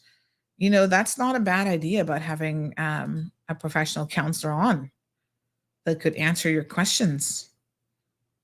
Miss Vernita, we'll see what we can do. Any counselors willing to come on, do let me know, honey child. We're open to it. Good morning, caller. Welcome to the program. Morning, Miss Sandra. Morning, there. How's your day going? Not too bad, hon. How are you? We've been loving your little talk show, right? Mm-hmm. We just have a little advice as young Caymanians. Mm-hmm. We don't like to have actions being taken place for the overhead to have something to say after the fact. Mm-hmm. There's a lot of great people here. We just need a little help. But the main purpose behind them is they're not going to help until they hear something negative. That's what the issue is with Cayman. Same thing with the politician and politics. Nothing is being heard about the politicians until it's time to run. Next year, they got votes, so everybody popping out their shelf. Who need help? They helping them by their house. They're doing this underground evilness of popping up. When we don't need you. We need you from the day we hired you, voted for you. We voted for independence. 2 months later, it's a whole group that formed. So what's going to happen again this run? Yes. Right? Michael and JB situation. They never need to reach on social media to reach out to you. They both could have sit down and talk as big men because they have a business. So you know, nothing wrong about anybody having a charge, anybody losing no money, anybody growing up in a negative home. 80% of the Caymanians here on island grew up in a rough household. But isn't that sad though? I mean, that's mandatory because they're coming down from the overhead. We're not graduating from high school with nothing less than one pass physical education. There's no, like, it starts from the overhead. You shouldn't be able to graduate unless you have minimum 3 passes. That's not in consideration. So what do you think they're going to happen? Everybody's going to come out and be a bum. Meaning, they're at home looking for a low-end paid job. Your parents out there struggling already. When you come home, the fridge empty. You're going to have an ignorant household. Right? Wow. So we have a good point for the politician to understand. A lot of young Caymanians now can vote, and we realize we're not important until after the fact. And we love everybody that's running right now. They're doing a great job. A lot of the unemployment has changed. But we would like for y'all to understand, come out in the streets and have a voice. Not just for when it's voting time. Thank you. We need a voice in the street, not just when it's voting time. And for the police, about all this killing and shooting and gun violence, they know exactly what's going on. That's why they never responded with a helicopter when that situation happened in town. That's why there's no one to be found. They don't care. because of the location where it happened. You hear about numbers selling, this and that, Georgetown. But remember now, it's voting season, so you get no justice. Who will we trust in? And that's the simple topic behind it. Thank you so it ain't much. Nothing about anybody. Nobody on call and give you information when everybody have a job. You understand what I'm saying? So do your job as a politician, as a justice system. Everybody here for one purpose: get justice when it's needed for the right cause. When you want justice for the little baby, because that's a wicked style thing to the community, and doing politician timing. So if they get a justice for that, then we can understand there's something being done. And as for it all, we all know nothing gonna be done. Thank you, caller. Appreciate it. All right, have a good day. All right, my dear. Thanks too. All right, folks, about to start to unwind a little bit, or wind down, I should say. This person says, "Good morning, Sandra. I'm here listening to you and JB's conversation. Why no one is trying to get these young men to join a shop? Just get them out of their existing environment. The young man is saying that he wants to get his act together and travel. Let me say that you can't reform a sex addict in a in a W house environment. These youngsters have to be removed from that area. Trust me, I'm an ex-seaman who got disciplined in ships. This is where you live among mature men. This is where we were years ago. This made the best citizens of Caymanians. Besides that, I must give you kudos for your counseling." I mean, it's a fair point, but unfortunately, decisions also come with consequences. So our young people have to recognize that when they make certain decisions and they get certain convictions under their belt, they cannot then expect to just be able to freely travel around the country. Unfortunately, that's just not how it works. Not around the country, around the world. You will be penalized, I think, based on the decisions that you've made. So what I would say, young folks, is, you want to be able, like he said, if he could get off this rock. And listen, we all go stir crazy after being on this rock for a minute. So I can completely understand that. But I could also say that, at the end of the day, maybe what you need to do is to ensure that you don't get put on those type of lists to begin with, because then it's infinitely harder to be removed from a do not travel list and to clear your record once you have a record. So I understand JD's frustrations, but that's why I asked him. I couldn't recall exactly when he'd gotten out of jail, but it was just last year. Nowhere near enough time has passed yet for him to, get that expunged in any way, shape, or form. He's got to keep himself clean and out of trouble and work towards that goal. And you will be rewarded. Believe me, when you show people that you have made a substantial change, you will definitely be rewarded. So tomorrow we'll pick up the conversation with our young people who are out here selling drugs at the local Burger King. I've got footage for you. I'm going to show you the footage. I've had one parent already reach out to me with some serious concerns. And it's just shocking and unbelievable. But all right, folks, stay tuned as we bring you, it's the reality of the life here in the Cayman Islands. I know not everybody, it might not be everybody's cup of tea, but we're bringing you the realness of what's happening out in these streets, folks. Until tomorrow, please be safe, and we'll catch up then. Thank you for tuning in to another episode of The Cold Hard Truth on Bobo 89.1 FM. Cayman's #1 talk show is live weekdays from 7:30 a.m. Never miss an episode again. Watch anytime on CMR's Facebook and YouTube channels for the latest show episodes. Don't forget to follow us online on our social media channels. And visit CaymanMarlRoad.com for all the latest news and community happenings.